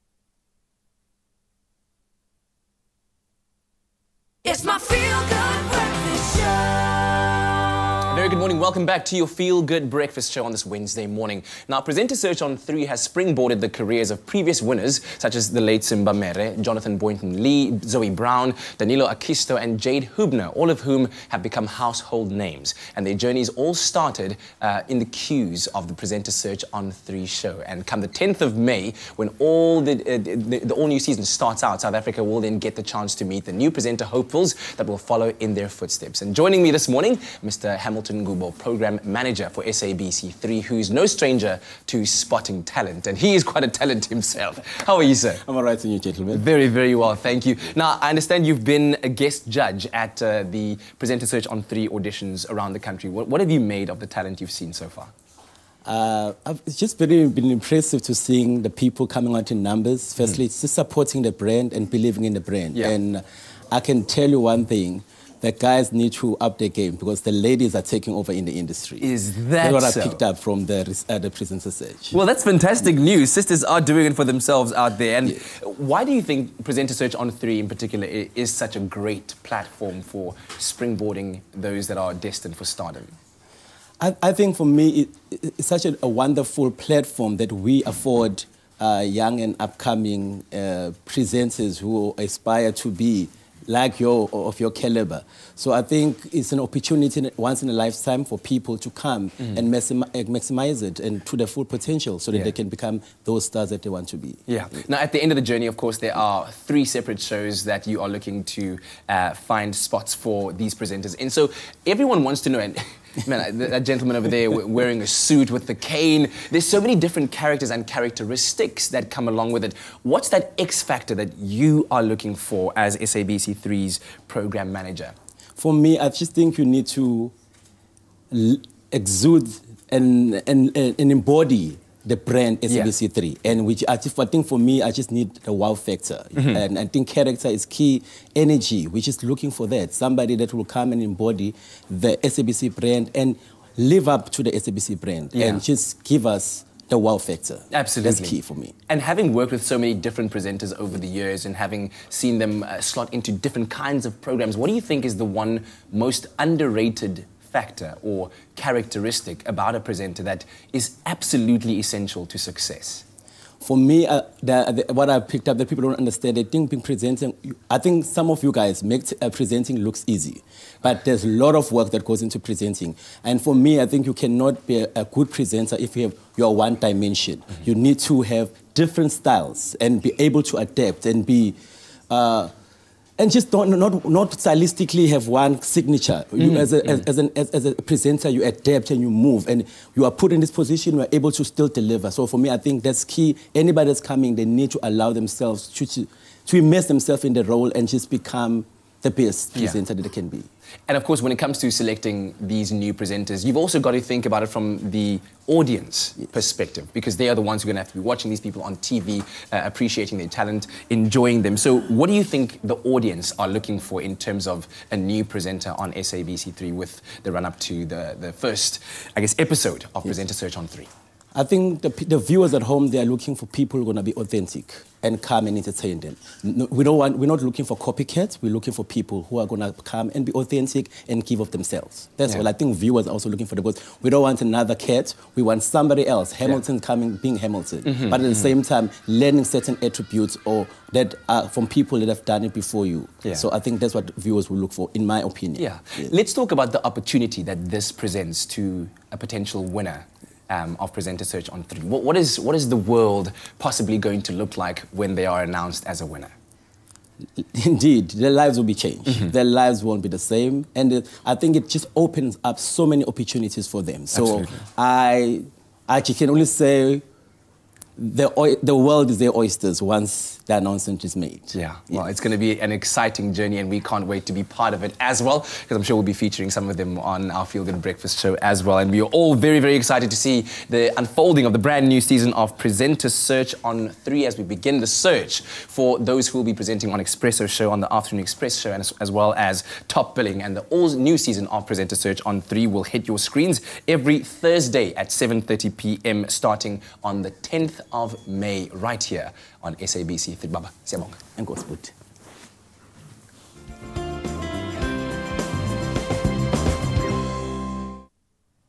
In the national news this morning, the jubilant cheers for President Cyril Ramaphosa at COSATU's May Day rally in Port Elizabeth yesterday were in stark contrast to last year's heckling of then President Jacob Zuma. The president used his speech to defend the national minimum wage. South Africa ranks 33rd worldwide in terms of total wealth and 38th worldwide in terms of the number of high net worth individuals with a wealth of 12 million rand or more. South Africa is by far the most advanced and richest country on the African continent. On the international front, Iran has called Israeli Prime Minister Benjamin Netanyahu an infamous liar over allegations that he made about a secret Iranian nuclear weapons program. And then finally, suicide bombers killed more than 60 people at a mosque and a market in northeast Nigeria yesterday in the town of Mubi. Police said they suspect the Islamist group Boko Haram of being behind the attacks carried out by young boys. Well, that was your news update. Let's get another look at what's happening in the world of sport.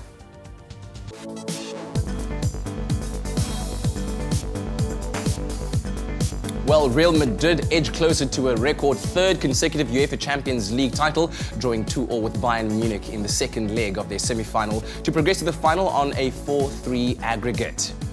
Now tonight at 8:45 South African time, Roma will have to repeat their 3-0 quarter-final heroics against Barcelona after Liverpool's 5-2 dominance in their semi-final first leg. Now, in a very astute move to counter any backlash from last week's attack on 53-year-old Liverpool fan Sean Cox, still now in a serious condition in hospital. Yesterday, the Roma players trained wearing shirts bearing Forza Sean. Now, also in action tonight, not that he needs any additional motivation, and also having scored 43 goals in all competitions, Liverpool's Mo Salah completed the double, chosen as the Professional Footballers Association Player of the Year and being voted Footballer of the Year by the Football Writers Association. And finally, in the IPL last night, the Royal Challengers Bangalore kept their hopes of a playoff spot alive, with their bowlers doing the biggest damage in a 14-run win over the Mumbai Indians. And that's a wrap-up of the sporting news.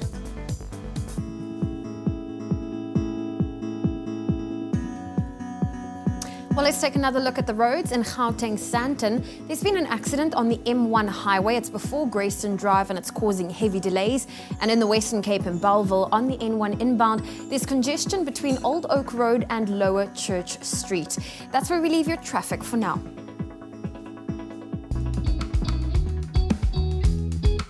More than a club, more than an appliance brand. Defy. Let's quickly take another look at your weather and your temperatures for your Wednesday morning, and for the northeastern region along the coast and for Gauteng, you can expect nice and warm temperatures for your Wednesday. And then for the west coast, you can expect a little bit cooler temperatures with also some scattered showers expected in George for today. Your temperatures, Polokwane at 10, minimum reaching a high of 23 degrees. Mbombela 14.27. Pretoria 11.23. Johannesburg 10, minimum reaching a high of 21 degrees. Mahikeng 10.24. Klerksdorp 8.24. Kimberley 9.25, Bloemfontein 6, minimum reaching a high of 22, Richards Bay 16.27, Pietermaritzburg 12.28, Durban 21, minimum reaching a warmer 27, Mthatha 9.29, East London 15.30, Cradock 8, minimum reaching a high of 28 degrees, Port Elizabeth 14.23, George 13.21, and some scattered showers expected. Sutherland 2 degrees minimum, staying cool with a maximum 18. Cape Town also on the cool side, 12 minimum, also reaching a maximum of 18. Worcester 8.20, Springbok 6.22, and Uppington 11 minimum, reaching a maximum of 30. That's a wrap of your weather for the 7:30 bulletin. I'll bring you another update just after 8. Well, guess who we have on the hot seat this morning? Well, none other than Team Yellow from this season of Tropika Island of Treasure Maldives, Nay Maps and Rudy Woodkowski. I think the biggest bromance that South African television has ever seen. We all know that war cry, Yebo, Team Yellow. Yebo. My gents, it's great to have you here, man. It's good to be here, man. As you can see, we made special arrangements that the couch would be, fanning out. You see, no? As well. I want to reflect on your journey on Tropika Island of Treasure Maldives. If you could sum it up, is it even possible to summarize that whole experience for yourself? It's not, Kat, it's not possible. Like there's so many different moments and things to talk about. Yeah. What I take from the show is just the fact that I think it's taught me at least that anything and everything is possible. Yeah. Yeah, I think for me, I'd say priceless. Mm-hmm. And I I learned. Yeah. I learned a lot. I really learned a lot. We will definitely talk about a lot of priceless moments. I think you know what I'm talking about. But this is what I want to talk about. All the celebrations, the hugs, the high fives, the Yebo Team Yellow. Who came up with Yebo Team Yellow and how did it become a thing? I think I just love agreeing a lot, you know. So this whole Yebo thing. You're an agreeable person. I agree, you know. It's the year of the yes. So Yebo was just on that vibe. The vibe was there. The mood. We clicked from day one, and I was like, you know what? Let's have something that will really work for us and create that team spirit. We started saying it with like the little accent all the time. Yeah. And then we're like, I think we need to say it with an accent. Because it became like a war cry afterwards, and I'm sure something that really pumped you through the competition, because we were looking at scenes from that elimination that featured yourselves, Team Coral and Team White, where Nay, I think you depended a lot on your teammates, not just physical strength, but his encouragement to say, yes, you can do it, yes, you can do it. And here, he depended on you. How much of the success that you achieved was because of that interdependence of the two of you? I think our whole success to getting to where we reached, being runners up, is because of that. We covered each other. We did what we could. We made sure that where he was weak, I was strong. Where I was weak, he was strong. And just always being there for one another. But I think the most important thing is that we wanted to have fun at all times. I think that, like you said, the bromance really helped. Like, just having a casual vibe between us, because being two guys in a team, you're so competitive. That's true. You always want to impress the other one. You want to be better than your own teammate almost. But I mean, I think just that relaxed atmosphere, being like chilled with each other, it made it so easy for us. I want to talk about that roundy challenge there, where when you were able to figure out the code, right, and enter it into the lock, and that lock opened, and you knew that you'd won that challenge, especially after lagging behind for so long. What went on in your mind? Because Rudy, I heard, of course I heard other words that we weren't allowed to broadcast. Just the words of excitement and celebration, but you got to tell me about that. But I was so excited that at that moment, you're actually supposed to place the bottle on the table, and I just threw it in the air. And then he was like speechless. He was unconscious on the floor. And you're like, Ruud, put the bottle on the table. Put it on the table. I was like, oh, Flip. Put the bottle on the table. Look at that. Look at this. There it goes. There we go. You're like, yes, and just someone mess it all up again. It's absolutely what I love. The code and what I love the most is the fact that you, I think, showed the whole of South Africa out there that with teamwork, anything is possible. Like, it doesn't matter how down in the dumps you are. With teamwork, anything is possible. And in fact, when they ran the poll on Twitter Monday night before the beginning of the final challenge, you guys were outright winners. Everyone was like, Team Yellow is going to win this season. What do you have to say to all of your fans out there that supported you so much, that were all about Yebo Team Yellow? What I can say is, guys, thank you so much for the consistent support and the love. We just wanted to make sure that we have fun, and what we give you is as real and genuine as possible. And like you said, Kat, teamwork makes the dream work, and it just goes to show that in life we need one another. And you know what, I really love the fact that they supported us from the word get-go. Like, we are right at the bottom in the start for the first 10 episodes, and we picked ourselves up. So I just want to say thank you for all your support, tremendous encouragement out there. Your Twitter feeds, your Instagram feeds, all the social media posts, like, it really kept us going and wanting to bring more as a team and bring more to you guys as viewers. Yeah, dude, it was amazing for me to be part of the season with you, Team Red, and all the teams involved. Can I ask you, just as we go now to what's coming up on the show, can you just give us a last Yebo Team Yellow? 1, 2, 3. Yebo Team Yellow! To them. Well, we are taking a very quick break on your Feel Good Breakfast show. When we get back, Graham had the opportunity to interview Laz Alonso in the movie Traffic. We'll bringing you that after the break. Exactly. And then what do you do when you have great musical talent on the show? You bring them together. After the break, we listen to Brendan Peyper and Katlego Mabwe. All that and more coming up on your Feel Good Breakfast show.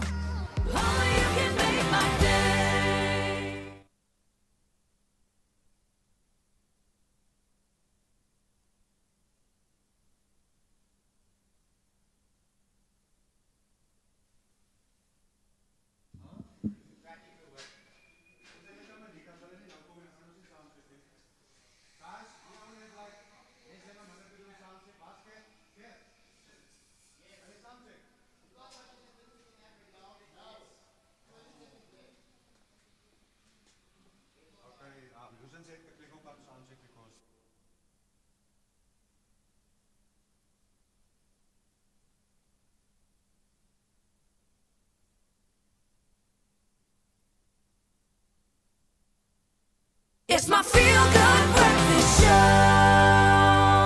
Welcome back. Your Feel Good Breakfast Show live, large and in charge on this Wednesday morning. Hope you're enjoying being part of the show, sir. No, I'm Hamilton. definitely having fun. Yeah? And it's nice to be here. Excellent. Well, we're going to catch up on some international entertainment news right now. Leanne, what's making headlines? The group that basically gave us that song, It's Gonna Be May. It's gonna be May. And we sing it in May as On well, the on the 1st of May. NSYNC.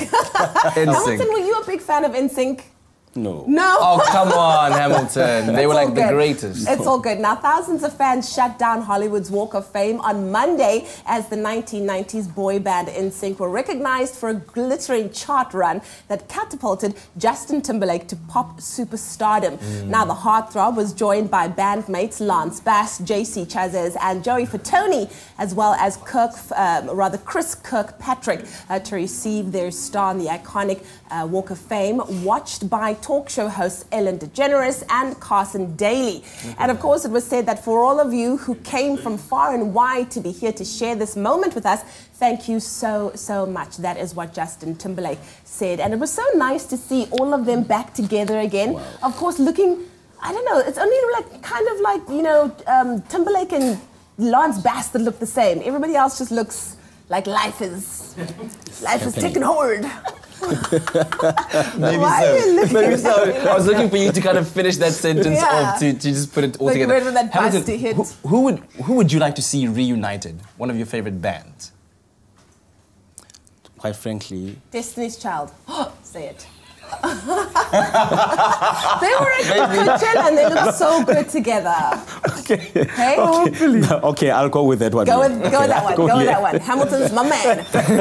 Another lady that's doing absolutely amazing, and she just seems to be getting better and better as she gets older. Ciara and husband Russell Wilson celebrated their daughter's first birthday in style. Now, Ciara and the footballer celebrated the baby girl's birthday on Saturday, and Sienna, whose middle name is Princess, enjoyed a lavish birthday bash fit for a princess. And according to E! Online, Cici, or Ciara as we like to call her, shared a picture of little Sienna dressed in a larger-than-life tulle frock that had the word "one" on it. And of course, she looked absolutely amazing, surrounded by these beautiful balloons, a cake, and looking like the princess that she certainly is. She looks so happy, hey? Yeah, I mean, her parents look like they're couple goals, you know. Let me tell you, when you find a good man, ladies and gentlemen, when you find a good man, make babies. Make lots of babies. Make them hunty. Well, I'm glad it's good news all around. I'm much so appreciated. Thank you so much, Leanne. And right now, I think we're going to go over to Ewan because he's got something very interesting for us. Ewan, what's up? Absolutely, man. Listen, here's something quite interesting. Let's be honest. We all dream of a weekend getaway in the mountains with our special someone. Very romantic. However, when you cross the path of a violent biker gang intent on keeping their secrets from you and the outside world, things can get a little hairy and take a turn for the worse. Now, our very own Graham had the opportunity to speak with actor Laz Alonso about his supporting role in this gripping upcoming action thriller that is Traffic.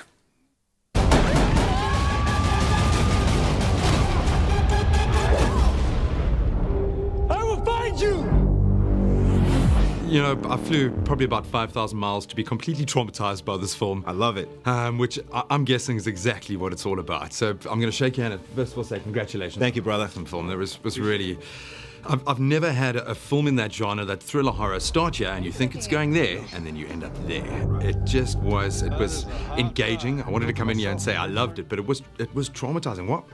How do you approach a film like a project like this? Is it a down-the-line horror and that's how you approach it, or does that, the gravitas, the deeper narrative kind of play on your mind? You know, I tried my best not to play the deeper narrative because, you know, ideally the characters should experience the same sense of shock that the audience does. So I really tried to be as honest as possible with each moment. You know, Darren, as you know, is a character that doesn't really, curb his language. He says what's on his mind. And he's a kind of a combination of all my buddies. So I think everybody, when they go see this film, will see a little bit of them in it. But you know, I mean, I think it just speaks to like our elevated sense of artificial safety that we think we're in at all times. And at any point in time, that can change. Was there a penny drop moment for you while you were filming? Because the film has these penny drop moments. You're kind of enjoying and you're engaging. Well, I would say enjoying is a strong word, but you're really kind of drawn in, and then it kind of hits you. Hang on a minute. Yeah. This is real. This is what's going on. Did you have a moment like that while you were filming where it just kind of really hit home? Yeah, I mean, you know, Paula, I would personally say, I don't know if she would consider herself a method actress, but I definitely felt that, you know, even in between takes, she was always in character. And having worked with her before on Jump in the Broom, where we were romantically engaged in, that wasn't the case here. You know, I mean, here we had a very adversarial relationship on screen, and in between takes, it remained. Oh, absolutely. You know, so, sorry, bro. You know, if somebody's got to do it, I'll do it. Yeah, man, but that really kept the intensity up. So we didn't have to get in character when Dion would say action. It was already there, you know, and that was necessary, you know, because you had to feel that tension. How important was it for you to approach it in that way, to keep it real? Because that's what really hit me, was this, there were real people. As far out as this idea was when you begin, it needed that anchor and you guys feeling like real people, so that when that did escalate, then we were there with you, we were feeling it. How important was it for you to approach it in that way? I'll tell you, man, it was a perfect storm of friendship. You know, and I say that because I've known Rosalind for over 10 years, never worked with her. I've known Omar for over 10 years, never worked with him.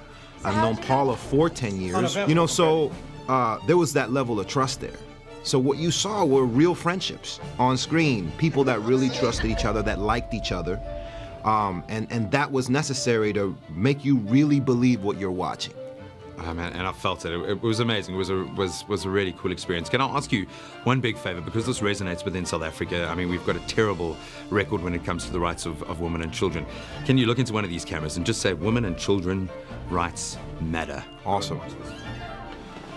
What's up, South Africa? This is Laz Alonso from the movie Traffic, and women and children absolutely matter. So please go watch this film. Hold on, all right? Brilliant stuff indeed. Well done, Graham. Now, if that wasn't enough to get the hair on the back of your neck standing up, then we are giving you a unique opportunity to attend a pre-screening of Traffic on Thursday, the 10th of May at New Metro The Glen in Joburg South, New Metro Westgate in Joburg West, or New Metro Canal Walk in Cape Town.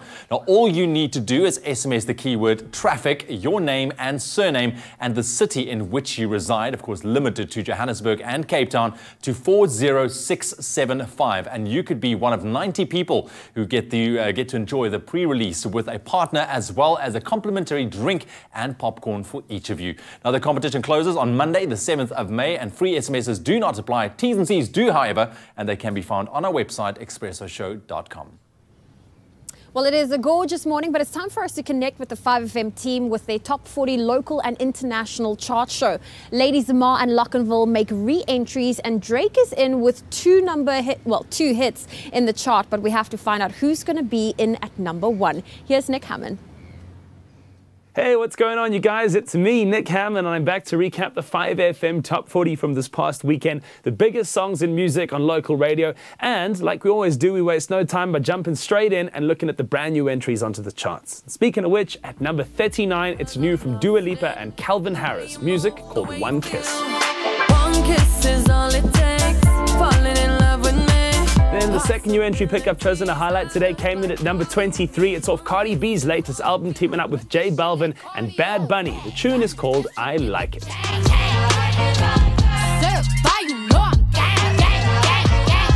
Getting into my move and shaker picks for this week right now. The first one being the only re-entry onto the 5FM Top 40 this past weekend, coming back in at number 38. It's Lockenville, Eddie, and Youngster CPT. This tune called Better With Silence. With silence, you talk too long. Let me know what the time is.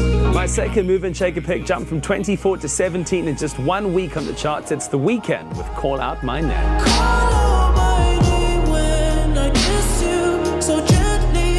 Taking a look at the top 10 now, this one dropping from 4 the week before. Very sad it didn't get to number 1, but still the highest local entry on the 5FM Top 40 for this past weekend. It's Lady Zamar with Collide.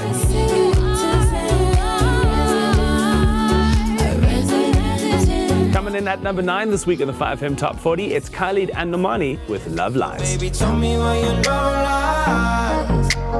Waste a day and spend the night. His debut album is finally out. He's smashing streaming records on Spotify. Coming in at number 8, it's Post Malone and Ty Dolla $ign with Psycho. Take you to the smoke shop, we gon' get high. We gon' hit Rodeo, Dollar Valentino. This week at number 7, it's now done 10 weeks on the charts. It's Zed and Maren Morris with The Middle. Why do you just meet me in the middle? In the middle. Rudimental, Jess Glenn and Macklemore take number 6 on the 5FM Top 40 this week with a track called These Days. These days, these days.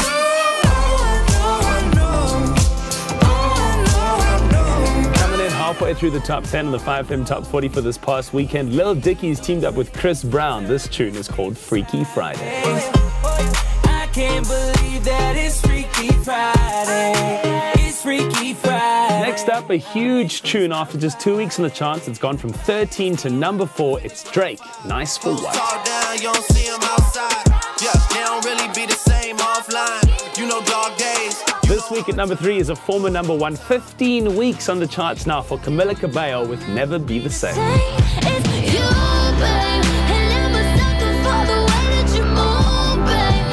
There's a lot of talk that this might go to number 1 next weekend. We'll have to wait and see. Right now at number 2, it's Marshmello and Anne-Marie with Friends. Haven't I made it obvious? Haven't I made it clear? Want me to spell it obvious? Just like we always wrap it up, guys, as always, thank you so much for watching. Make sure you keep listening to me, Nick Hammond, on 5FM's Hammond Time, Monday to Friday, 9 to 12, and of course, every Saturday, 10 a.m. to 2 p.m. to find out who's going to take that number 1 spot on the 5FM Top 40. And speaking of which, after 13 weeks on the charts, he's back at number 1, his second appearance in the top 10 this week. It's Drake with God's Plan. God's plan, God's plan.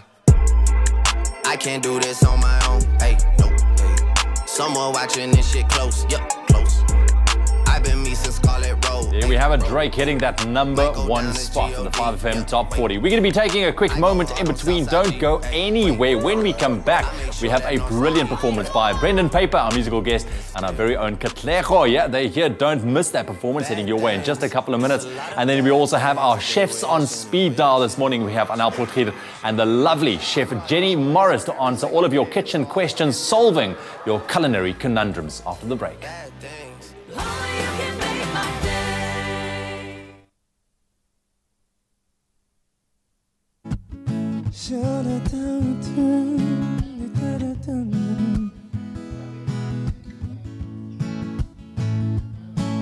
Well, you don't. Something up about to die. Well, you done me and you bet I felt it. Tried to be chill, but you so hot that I melted. I fell right through the cracks. Now I'm trying to get back.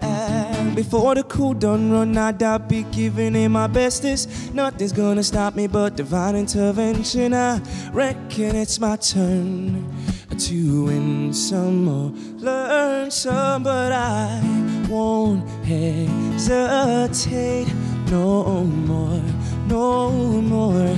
It cannot wait. I'm yours. There's no need to complicate our time. It's short. This is our fate. I'm yours. I'm lost in the middle of the sea. I'll sail the world to find you. And if you ever find yourself lost in the dark and you can't see, I'll be the light to guide you. Find out what we're made of when we are called to help our friends in need.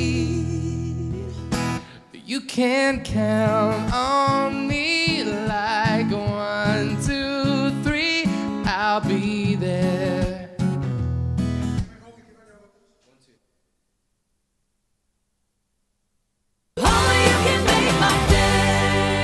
Happy birthday a very happy birthday to you. There we go. Love that. Welcome back. You're tuned into your Feel Good Breakfast Show. Expresso right here on SABC 3. It's a fresh Wednesday morning. Now, we know that every day millions of people around the globe celebrate their birthdays. So as we welcome today, the 2nd of May, we take a moment to wish some of our celebs and also some of you a very happy birthday. Yes, well, we're going to kick it off with Dwayne Johnson, aka Oh, wow. The Rock, celebrating his birthday today. Now, he was part of WWF and WWE from 1996 to 2004, and since have made himself quite a household name in terms of movies, featuring in the Fast and the Furious franchise, of course, most recently in Jumanji, with being dubbed one of the highest paid actors with a net worth of $190 million. So I'm a he big fan, is- man. I'm a big fan. I know. me He's too. brilliant. So He's inspirational cool. as Yeah. well. All right, cool. So, and somebody else who's also brilliant and who's been playing a part in terms of a role model for so many across the years is David Beckham. Yes, he's celebrating his birthday today. Of course, he's a former British footballer. He started his career with Manchester United in 1991. And he's also the first English player to win league titles in 4 countries. That's England, Spain, the United States, and France. Francais. Well, listen, he's also doing really, really well with his wife in terms of their fashion label. They're really doing some incredible things. So happy birthday to you if you're celebrating your birthday at home. And of course, we would love to wish you, so you can always let us know if it's your birthday, or perhaps you want to wish someone special in your life a happy birthday. You can do so by tweeting us at Expresso Show.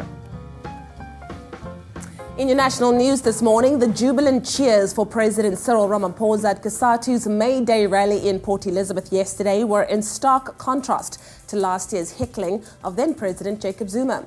The president used his speech to defend the national minimum wage.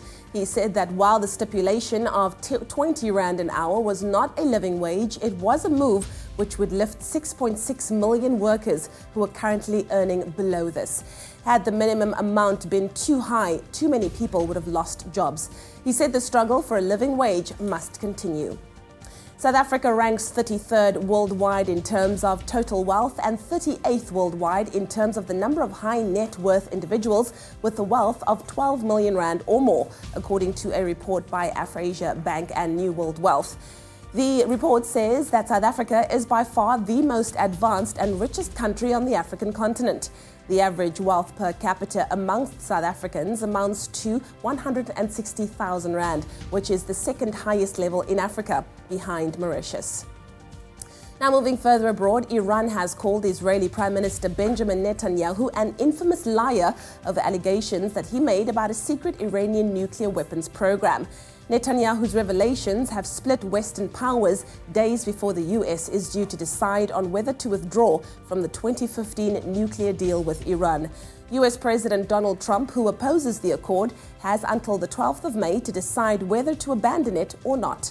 Other signatories to the deal, including the UK and France, say Iran has been abiding by it and it should be kept. And then finally, suicide bombers killed more than 60 people at a mosque and a market in northeast Nigeria yesterday in the town of Mubi. Police said that they suspect the Islamist group Boko Haram of being behind the attacks carried out by young boys. One of the explosions was inside a mosque as Muslims were preparing for afternoon prayers. Boko Haram has been waging a campaign of violence in an effort to create an Islamic state in the north of Nigeria since 2009. Well, that was your 8 o'clock news update. Here's a final look at what's happening in the world of sport with Kat.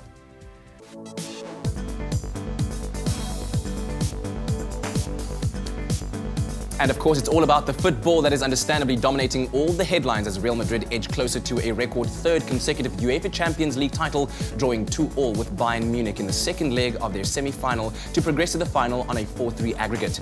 Now, despite only scoring 1 goal in his last 12 appearances, French striker Karim Benzema repaid his coach's faith, scoring twice in between goals from Bayern's Kimmich and Rodriguez. Now, to decide their opponents in the final tonight at 9:15 South African time, Roma will have to repeat the 3-0 quarter-final heroics against Barcelona after Liverpool's 5-2 dominance in their semi-final first leg. Now, in an astute move to counter any backlash for last week's attack on 53-year-old Liverpool fan Sean Cox, who is still in a serious condition in hospital, yesterday the Roma players trained wearing shirts bearing Forza Sean. Now, the 5,000 Liverpool fans descending on the Italian capital will also be met by 3,000 police officers. Also in action tonight, not that he needs any additional motivation, having scored 43 goals in all competitions, Liverpool's Mo Salah completed the double, and he was chosen as the Professional Footballers Association Player of the Year and also voted Footballer of the Year by the Football Writers Association. The first African player to take the honours, he beat out Man City's Kevin De Bruyne, who came in second, with Tottenham striker Harry Kane in third. And finally, in the IPL last night, the Royal Challengers Bangalore kept their hopes of a playoff spot alive, with their bowlers doing the damage in a 14-run win over the Mumbai Indians. Now rooted to the bottom of the log, the Delhi Daredevils welcome the Rajasthan Royals, who will also need to win to have any chance of making it through to the knockout phase. And that's a wrap-up of all the sporting headlines.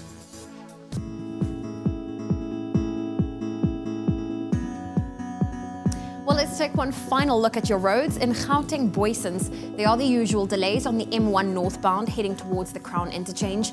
And in the Western Cape in Milnerton on the N7 southbound, there's congestion between Malibongwe Drive and Bosmansdam Road. And that's where we leave your traffic on your Feel Good Breakfast Show. Turning air into pristine, clean drinking water. Cirrus Water, the future of sustainable drinking water. Just a couple of minutes past 8 o'clock. Let's quickly get a last update on your weather and your temperatures. And it looks like the northeastern region along the coast and also for Gauteng can expect nice and warm temperatures for your Wednesday. And then for the western province and the West Cape as well, you can expect cooler temperatures today with a couple of scattered showers expected for George. Your temperatures, Polokwane at 10 minimum, reaching a high of 23 degrees.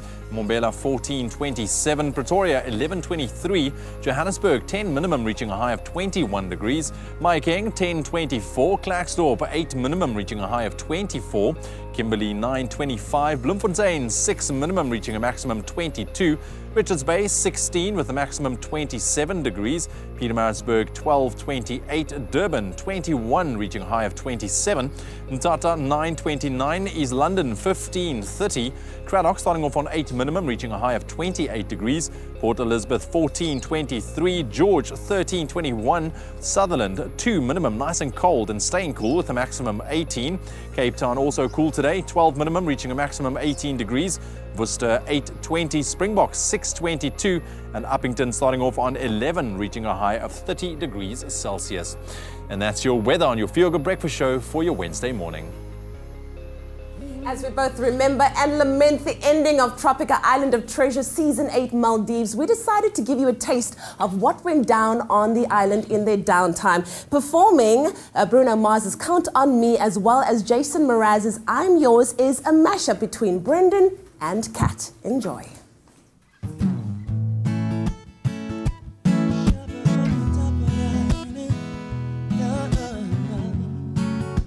Taking it back to the island. Well, you done me and you bet I felt it. I tried to be chill, but you so hot that I melted. I fell right through the cracks, and now I'm trying to get back. Before the cool done run out, I'd be giving it my bestest. Nothing's gonna stop me but divine intervention. I reckon it's my turn to win some and learn some, but I won't hesitate no more, no more. It cannot wait. I'm yours. There's no need to complicate our time. It's short. This is our fate. I'm yours. If you ever find yourself lost in the middle of the sea, I'll sail the world to find you. And if you ever find yourself lost in the dark and you can't see, I'll be the light to guide you. Find out what we're made of when we are called to help our friends in need. You can count on me like 1, 2, 3. I'll be there. And I know when I need it, I can count on you like 4, 3.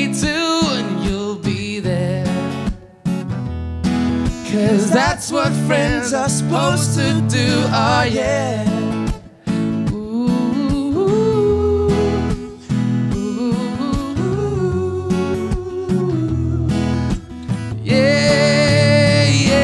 I've been spending way too long checking my tongue in the mirror and bending over backwards just to try to see it clearer, but my breath fogged up the plans, and so I drew a new face and I laughed. So I guess what I've been saying is that ain't no better reason to rid yourself of vanities and just go with the season. It's what we aim to do.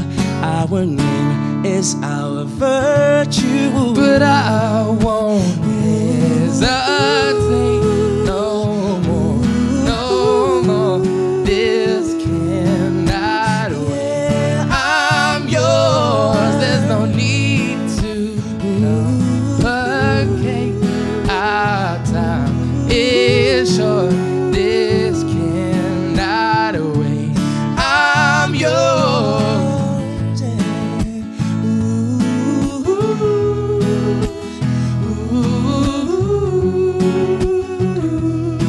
You can count on me, 'cause I can count on you.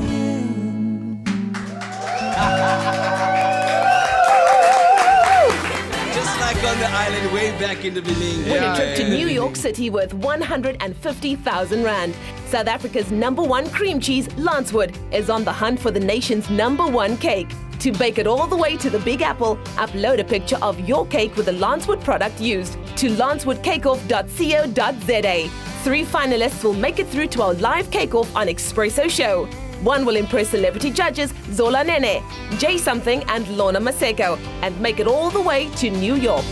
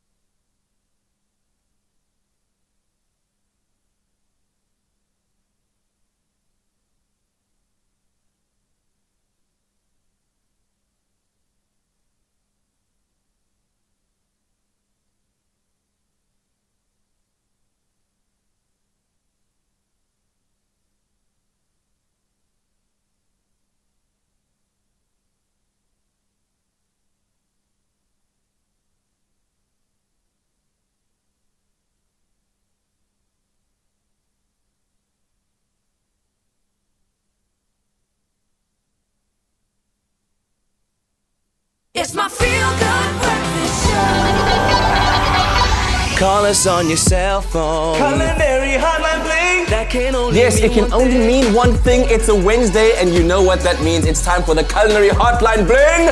Ting, ting, ting. And in the house this morning, Anel Potgieter and Chef Jenny Morris. They are our foodie panel who are standing by to answer all of your burning foodie questions. So if you have any culinary conundrums that are plaguing you right now, give us a call on 0214309881.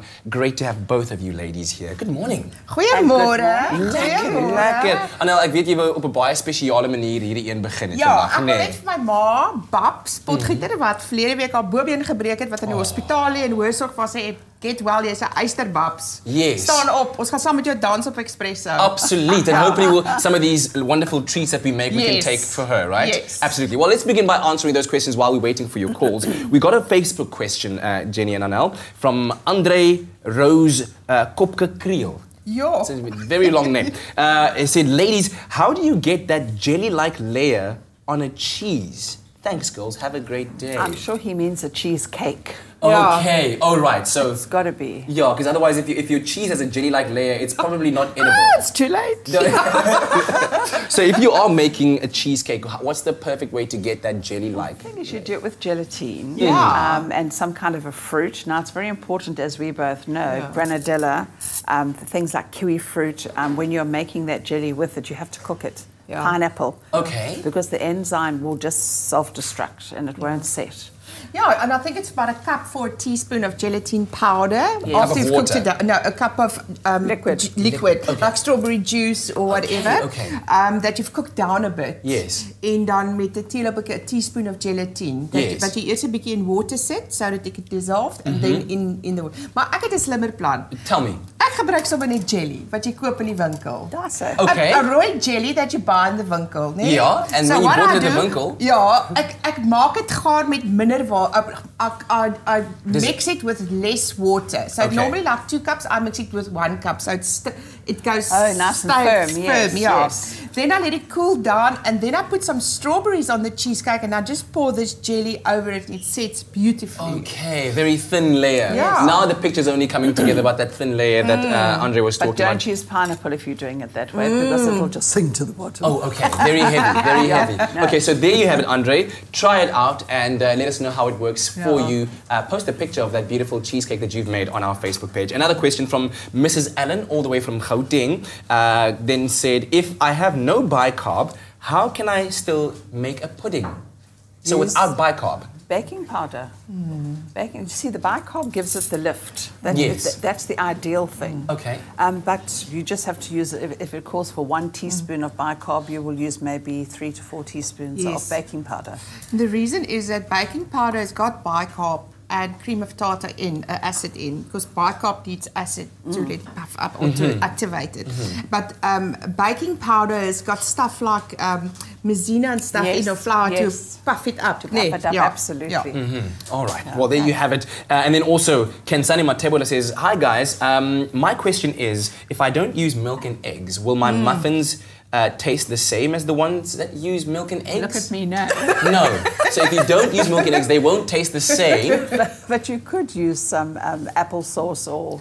And soya milk. Ek bedoel, soya milk is another thing, because that sounds like a person that's either wat allergies or vegan of allergies is vir melk of suiwelprodukte.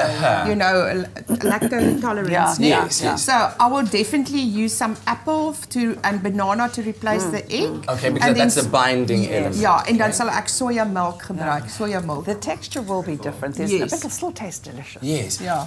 You said soy milk. What about Almond milk? Yes, I'm all about almond milk Me these days. too, I drink it, I love it. Yes, I like so that's a milk good too. substitute as well. Yeah, but don't expect the absolutely. taste to be exactly the same, because obviously we're working with completely different ingredients, especially if you're using banana. That's significantly different And the taste. thing is, you know what? Milk affects the texture and it gives you a crust, you know. Yes. So, and what it does is it actually gives you structure in your batter. So that's All why right. milk is there. Well, let's keep all of those thoughts on ice, but our lines are still open. 0214309881. We're back in again with the culinary hotline bling. Sing, sing, sing. South Africa's Tripping over my #1 cake by South Africa's #1 cream cheese, Lancewood, has been on for just over a week, and the entries are rolling in. And of course, if you are a whiz in the kitchen, this is your chance to use your baking smarts to win a trip to New York City with 150,000 rand. That's right. Well, all you have to do is enter. Well, to enter, you have to visit the lancewoodcakeoff.co.za website and upload a picture of your sweet or savory cake made with any Lancewood product and include the product in your snap. That's lancewoodcakeoff.co.za. And for the rest of us non-bakers, we too can get involved by voting for our favorite recipe to help and select the top 3 of the best cakes. And to top it off, we will also be welcoming some celebrity foodies. Exactly, like Zola Nene, Bikasa's Jay Something, and Lorna Maseko, who will be mentoring and, of course, judging the 3 finalists in a live cake-off live right here on Expresso in our kitchen. That's right. So all you have to do is very exciting, so you can get your entries in now, and it could be you. And remember, the competition closes on May the 20th, so get in on those. Get those oven gloves on and get baking so that you can win that trip to New York City worth 150,000 rand. Amazing. Alrighty, here we go, back again on the culinary hotline. Bling! Ting, ting, ting. Give us a call, 0214309881. Can we enter that Lance Wood thing? Ek is sommer baie lus om in te Right, skryf. right. I want to go to New York. We'll speak to the producers about that. But you guys are professionals. You're professionals, all right. We've got Elaine on the line right now. Good morning, Elaine. Good morning, how are you? Very, very well. Thank you so much for the call. What is the culinary conundrum that is bothering you? I would like to know which flowers is edible for decorations and for salads, and I would like to know where do you get it. Excellent question. All right, edible flowers for salads, used for decoration, but obviously to eat as well. Where are they found? Do you know what? In your garden, but not all of them are edible. This is a problem. Yeah. So if you're not au fait with, go and Google what is things like nasturtiums and rose petals and viola, you know, that kind of thing, pansies, carnations. But if you're not au fait with it, you could die. So be very careful Be very, with very those careful. flowers. Yeah. Rather buy them, because now the supermarkets have got them. You can actually buy little punnets of lovely mixed flowers. Yes. And ones you would never expect. Exactly, and it's so nice to use them like the kappertjie. What is die kapperjie? Yeah, that's Nasturtium. nasturtium. Yeah. Nasturtium. You could. It's like a peppery taste. So it's beautiful when you do like a carpaccio, beef carpaccio. Oh, Instead of yes. using rocket, you put that on. And then remember also the herbs, so it's lavender flowers, rosemary flowers are delicious. Yes. Rocket flowers, Okay. delicious. So remember to pick those as well. It's not always just Just flowers, a blommetjie, a yeah. blommetjie. Yes. So those are also like punched with flavour. But you have to be, once again, very careful. They should be organic. They shouldn't be sprayed. I was about to ask that. So now, if you've gone to a nursery and you've bought yourself a little batch of nasturtium and you've That's planted fine. it in your garden and it grows there, can you trustedly use Because, that? well, you're in control of it. I grow every edible flower for our restaurant. It has nothing sprayed on it except dishwashing liquid to kill a worm kind of thing. Yeah, yeah. Okay. You know, it's very, and just another thing, Anel, when pollen, some people are allergic to pollen. Ooh. So pluck out the stamens and all those little things in the middle. Yeah. And then wash properly, obviously, as with any must food wash, that you And sometimes you can use the leaves as well, like nasturtium leaves. Daai pragtige Nasturtium, oh ja, daai they're aard, gorgeous. nasturtium. Dis Ja. ek het verkeerd. Kappertjie is nasturtium. That's a brilliant question. Thank you very much for that. Keep those calls coming in. We had a question here from Rose Ntlongo, who said, "Morning Expresso team, what can I do with oil used to deep fry?" Right? So she's used the oil for deep frying first. Is it still good for reuse, or how do I stop it from smelling like the previous food that I used it in? And how many times is it good to use it? Is it healthy? So a lot to contemplate there. Firstly, is it reusable? After you've deep fried something, is it reusable? You can. Do you want to kick off? Or Yes, I just say there's no hard and fast rule. If you, how many times to use oil? So you must also use your common sense and your eyes is a big thing, and the smell. If as jy gaan vis maak, a fish and chippy, Yes. it's going to smell like fish. Yes. You can't change that. Then your eggs are going to smell like fish. I got a tip. But if you coat your stuff, that the food that you're going to fry properly, and there's nie te veel goedjies wat brand en te kere gaan om dit nie, then the oil will last longer as well, because it's those things that burn and go to the bottom. Yeah. Okay. And the thing is temperature, and I'm guilty of it, and I know you've done it in your lifetime. When you make it too high, you should sort of go for 171 to 191 degrees Celsius, because if you burn the oil, it's not going to last long. And you can tell. My mother-in-law, when we used to have a fish on a Friday night, we would fry onions in that oil so that you could use it again. But single foods like potatoes and that kind of thing, well, obviously you can reuse the oil much longer. Yeah, but if it's nothing foams, too complicated. Yes. No, but if it foams, you know, it's dead. Yeah. I mean, if you're going to be doing like tempura prawns and you're Nice and dipping it into clean. flour and then into the oil, is that oil still okay? Because I was thinking that is a no-go. No, But it's going to smell like prawns. It will. Yeah. Jy kan vis weer daarin gaan. You can use it to... Just don't make your eggs in it. And your fat cook. Unless if you want fishy eggs. Okay, we're going to keep those lines open, 0214309881.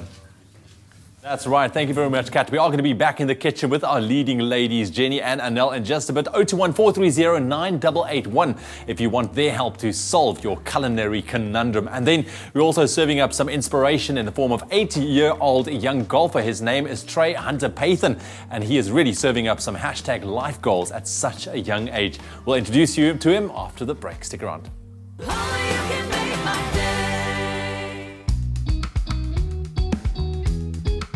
More than a club, more than an appliance brand. Defy.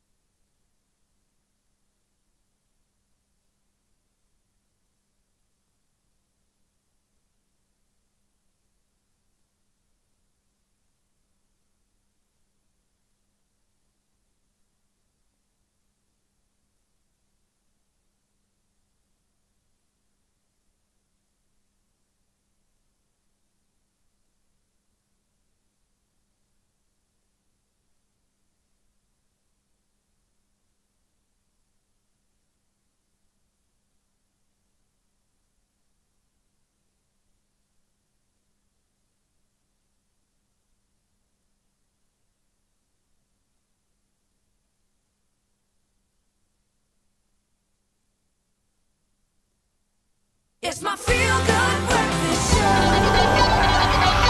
Call us on your cell phone. Culinary hotline bling. That can only mean one thing. Ting, ting, ting, ting, ting. Anel, you're my favorite. I love you. Jenny Morris, our wonderful chef, and Anel Potgieter in the kitchen answering all of your culinary conundrums when you give us a call on 021-430-9881. Yeah. But we're also taking questions that you've posted to us on Facebook, like this one from Pfizer Adams, who says, the difference between normal onions and purple onions. What is it? I thought they were called red onions, but I guess... they are called red as well. well. So it's not purple onions? Yeah, it can be red. Okay, red or purple. What is the main difference? I think for me it's colour, number one. Okay, and look, an onion is an onion is an onion, but there are different levels of flavour. Yeah. Yes, yes. And a red onion or a purple onion has more antioxidants. So I wouldn't cook it. I would put it raw onto salad. You know what I'm saying? And it's pretty. Of course it's pretty. Yeah, like you want to put it raw on salad. Yes, yes. And then a normal onion is more pungent and strong. So that is waar jy lekker curries meer van maak. Ek sal nie byvoorbeeld 'n curry begin with a purple onion. You know what I'm saying? Okay. A purple onion is softer, it's a beautiful flavour, and it's made to eat raw. I love it raw. Right. But it still makes you cry. Yeah. It still makes you cry. Onions are still onions. We're going to take a call right now, but when you're doing deep fried onions, it doesn't matter. I know, I like white ones or yellow ones. Yeah. Keep it with the white ones. Okay, cool. Rather have the purple or red ones raw. We have a caller on the line. Good morning. Good morning. This is Antoinette. Good morning. Hi, yes, thank you it's Antoinette from Pretoria North. Oh, lekker in Pretoria there. Thank you for calling us. Antoinette, what is your question or your culinary conundrum? After I had a stomach virus, I can't really eat spices. I can only eat herbs. I'd like to know, how do I get more taste and colour in my food?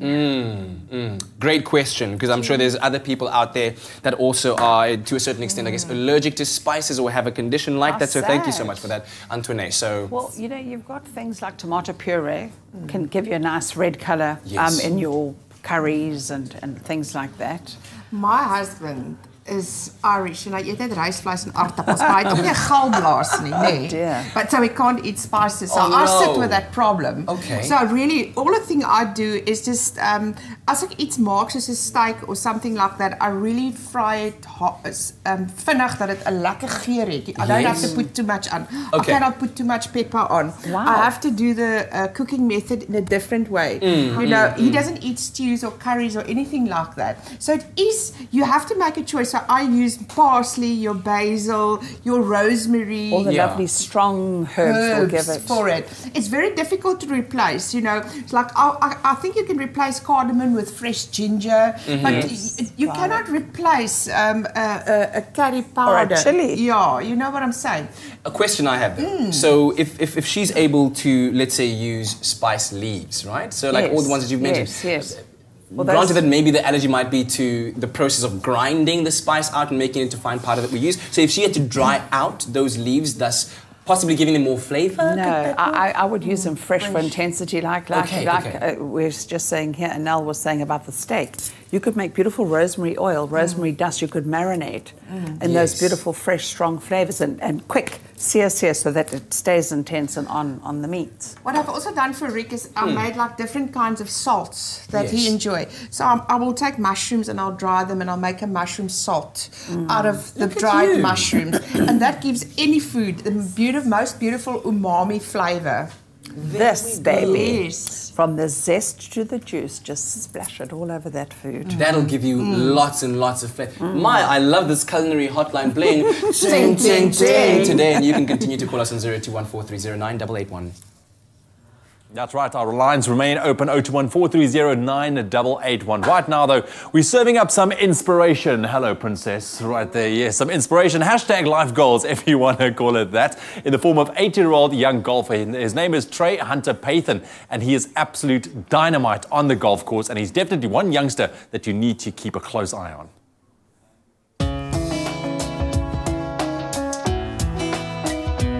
Playing 9 holes with Trey and his father, David van Skalkwyk, shows that the hype about this young golfer isn't hype at all. He is the real deal.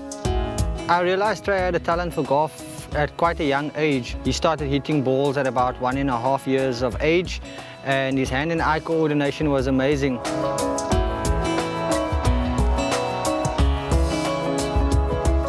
I like playing golf because it's my favorite sport. He didn't want to do anything else but hit golf balls. We tried to introduce football to him, but he preferred having a golf club in his hand. He started hitting golf balls in the backyard. Trey spends about 2 days a week with his coach for about 45 minutes in a formal lesson. After his lessons, he would go and practice for about another hour to 2 hours, and he'd try and fit in at least 1 round of 9 holes per week. Trey's really talented. He's very young for his age, and in his stature he's quite small as well. So it's quite remarkable to see how far he's able to hit the ball in terms of his driving, and then also the feel and the touch he has around the green. And that's simply just put down to his work ethic. He spends a lot of time practicing before, after lessons, and just by himself at his home club of Royal Cape.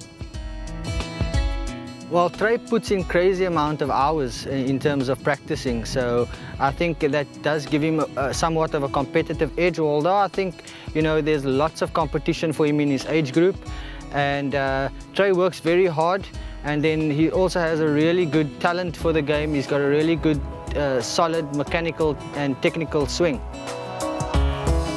My favorite club in my bag is my driver because I can bomb it down, straight down the fairway.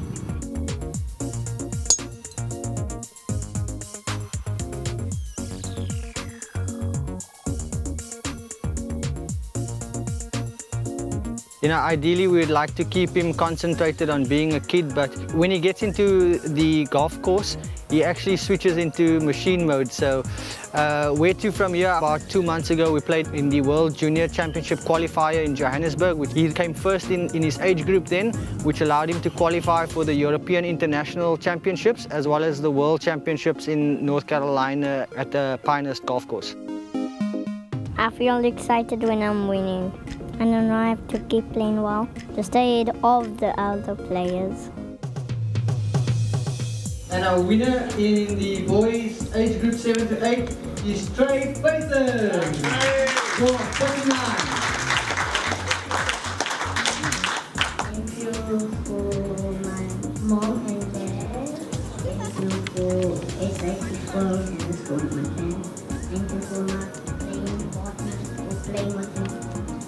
you.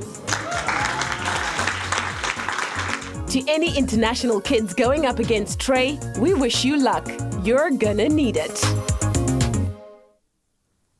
Well, you don't need any luck when it comes to the culinary hotline. Bling! Ting, ting, ting. All you gotta do is... Did you do it, Jenny? I did it. She did it. All you gotta do is call us on 0214309881. Kobus is on the line right now. Good morning, Kobus. Good morning, Kat and the team. How are you today? Fantastic. Thanks for the call, man. What is the culinary conundrum that is plaguing you? So I'm always missing the recipe for honeycomb. I'll listen by the TV afterwards. And then the second one is when I do my cakes or confectionery, it bursts open at the top. It opens up. How can I make it nice and flat? So just hold on to the line right. So you get both questions. The first one about honeycombs. Please ask that again. Hello, Kobus. Yeah, honeycomb. How do you make honeycomb? Oh, okay. You've got to be a bee. Honey.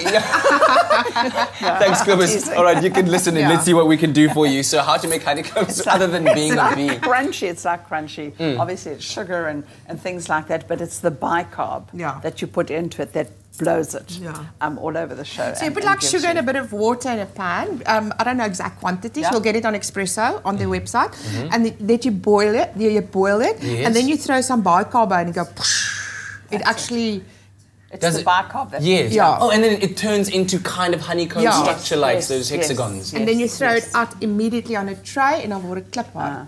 Brilliant. So easy. So Brilliant. easy. Okay, fantastic. And the second one, he was talking about when he bakes confectionaries, the cakes explode at the top. Looks like a bit of an earthquake situation there, tectonic plates. I think number one, always temperature of the oven. That is why I always go back is the temperature of the oven. And then I think also the liquid, there perhaps can be too much liquid in the batter. So you must just look at your recipe. I think there's a bit too much liquid in the batter. See, I think what people don't realize that baking is a science. Yes. You have to stick to the recipe. Measurements are vital because one interacts with the other. All right, there we go. So it is a science, follow it to the letter. Now, let's follow this to the letter because we had somebody ask us, this is Blessing Man on Facebook, a lemon cupcake recipe for my brother's birthday. That is pretty cool, pretty cool. Yeah. brother. I just quickly want to say something to Kobus. Sorry, Kobus, if it goes like this, just cut it off and ice it anyway. Okay. Exactly. Nobody will know that it's like a mountain of a cake. Don't throw the baby out with the cake. Yeah. With the cake. And make cake pops with what's left. Okay. There we go. Excellent. Lemon cupcakes is so easy. So we've got some sugar, some butter, flour, baking powder, eggs and lemon. So we're first going to cream the sugar. We're using caster sugar because it's just more snow makkelijker. Okay, yes. I guess that's arguably the most difficult part, getting the butter and the dry ingredients to bind together, right? Yeah. And all we're going to do with this, we're going to try and bind it. This reminds me of the time when I was in high school. And I was trying to raise money to go on a choir tour. I made shortbread biscuits. Oh, delicious. And that's how it always started. Margarine or butter, rather, with the flour. And then it was about working it through into that... Totally. Oh, a lot of work. And with shortbread, you mustn't overwork it because you want your butter melting. Yes, that's true. It's because you want it to have... Oh, look at that. Keeping things at room temperature. There we go. Then the eggs, 1 for 1. Ek gaan 'n bietjie vinniger gaan want ons moet nou tyd. Kan jy vinniger gaan? I'm going to try. While I am cleansing this, Jenny, can you perhaps zest some lemon for me? That's where the flavor comes in, right? Yeah. Can I tell you what? While we do that, we've got another call on the line. Yes. Okay? Yes. Estelle. Good morning, Estelle. Hi, good morning, Kat. Nice to have you on the culinary hotline. Bling, ting, ting, ting. Ting, ting, ting. What is your culinary conundrum? I need to ask the two chefs a quick question. Go ahead. My daughter, two of them. The one is epileptic and the other one is diabetic. How can I cut out any sugary in baking? All right, so you want to cut out the sugar, but still, I'm sure, maintain some form of deliciousness because you want them to enjoy the treats as well, right? Yes? Yes, I do want, because the diabetic one landed up 2 times in hospital because of sugary. Okay, so very important question. You know what I think is important is that number one, all visible sugar should disappear out of her diet, and number two, you need to take her to a dietitian because we are not doctors, and there are so many hidden sugars and different ingredients, carbohydrates convert into sugar. So I would take her to the local hospital, to a dietitian or a private dietitian, and ask them to explain what interaction you have with certain foods, and just give her a little eating plan that's easy to follow, because it's very, very dangerous. Yeah, because I mean, even if you look at the back of certain packaging, it describes to you how many grams of carbohydrates per 100 grams and how many of those are sugars. Exactly. So you've got to be very careful with that. So I think some great advice there from Jenny. You do need to take your daughter to a dietitian so that you can get all the right kind of substitutes for that. Okay, so you've added the flour and also a lot more lemon is going in, I see. And some milk. We've added our Clover fresh full cream milk. When you add the lemon, it doesn't curdle the milk, does it? No. Good. No, it won't curdle it. It's just going to give it loads of flavour. Excellent. And if you see any curdle now, it'll be gone. It will be gone. Okay, and now comes the beautiful part where you would either take a spoon, which I would have done. Just like experience. Or if you're experienced like Anel, you just fill up the cupcakes. Yeah. And then it's like 15 to 20 minutes, 180 degrees, and then you've got your lemon cupcakes. Brilliant. There you go. Blessing man. Hope you can make those lemon cupcakes for your brother's birthday. And thank you so much, Jenny, for joining us. It's been fabulous. Really appreciate it. And thank you so much, Anel. We'll see you again next week for the Culinary Hotline playing Ting, ting, ting. Clover Fresh Milk is the #1 milk brand in SA, made with love by Clover. Well, we are taking a very quick break on your Feel Good Breakfast show. When we get back, our parenting expert, Nikki Bush, joins us in studio, and we talk about ways to protect your child. And of course, we've still got our SABC3 program manager, Hamilton Ngubo, in studio. And Nick Strelitz is here, everybody. And we talk about iconic presenter fashion after the break. Life needs flavor, so join Zoe and I as we learn more about Ukraine every Friday on Expresso. Because you could win a #Lays Ukraine experience and double tickets to the UEFA Champions League final. To enter, purchase a packet of Lays with the UEFA Champions League branding, dial *120*76453# and follow the prompts. Also remember to keep your slips, that's very important, and T's and C's apply. Add flavor to your life with Lays and Expresso.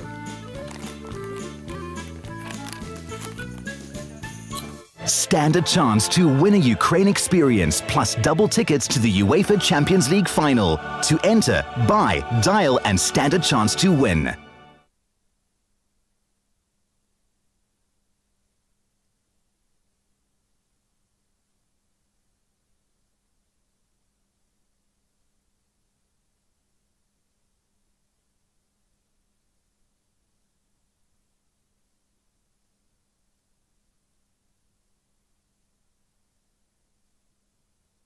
Give it all. I just wanna see. I just wanna see how beautiful you are. You know that I see it. I know you're the star. Where you go, I'll follow. No matter how far. If life is a movie, then you're my best part. Oh, you're my best part.